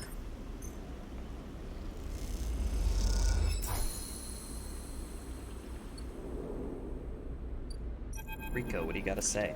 Sleeper. Rico greets you without as much as looking up from her work. I have some of yours here. Come see. She beckons you over to a heavyweight-looking console, wired to a series of specimen jars, some of which are contained your spores. where did you get this? This, would you believe it, she smiles, was a Solheim console built to analyze the nutrient contents of the Greenway crop. I've been using these for decades now, although sometimes they need a little tender care. You look at the machine, patched with hull offcuts, the gaps between which reveal a tangled nest of wiring. If you are honest, it looks like it has received a lot of care. The spores you have here are a real cocktail, a selection of types from within the grove, but I've been able to isolate a few. She taps one of the specimen jars. Here we have Triocloma matsutake. Rico breezes through the Latin and Japanese pronunciation as if it was nothing. A species Solheim, somewhat modified for use on the station.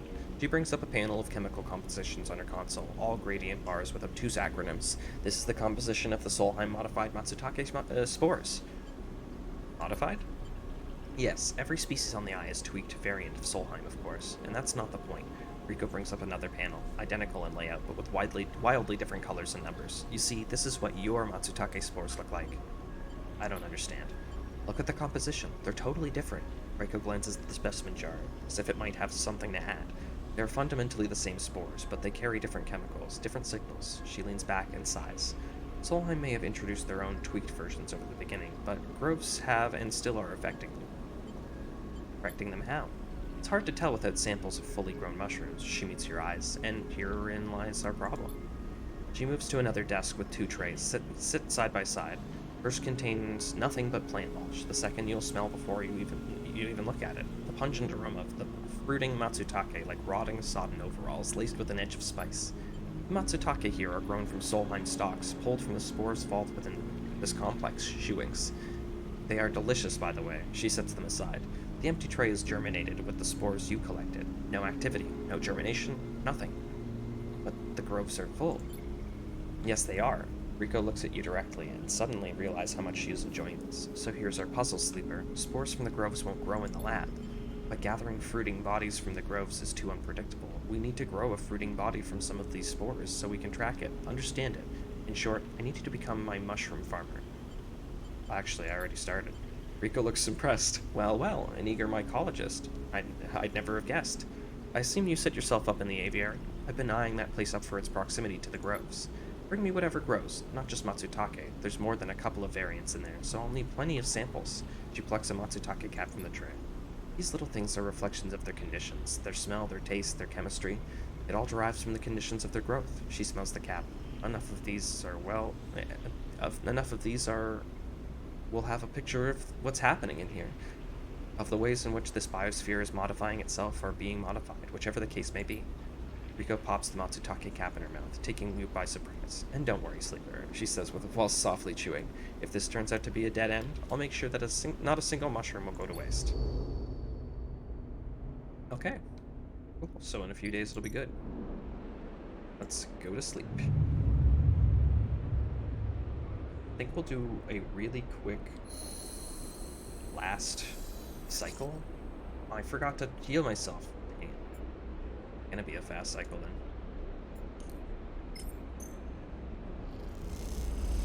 I was gonna frickin' replenish my stuff and guess I forgot to do that. Too bad. So sad. I don't know how many she's gonna need, but let's cross first. Got stuff I can do instead.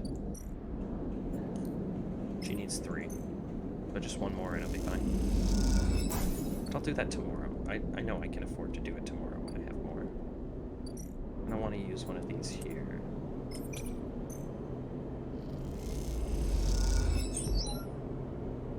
Okay. I'm gonna use one of these. I don't need the money. I'm doing it because I want to make sure side rail gets built and that my 2 lovelies can escape this hell.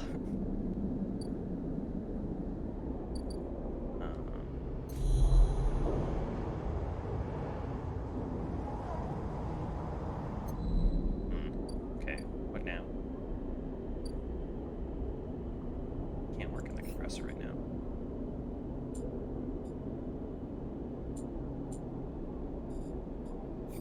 Let's do our quirk.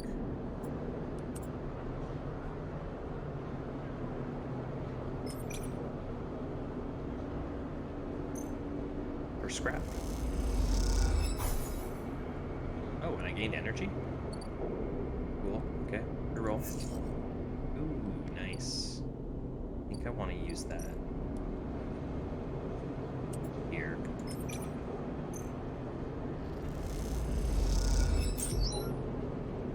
Nice. Energy and scrap. That's good, that's good. Derelict unit's not going to be ready for a little bit then, unfortunately.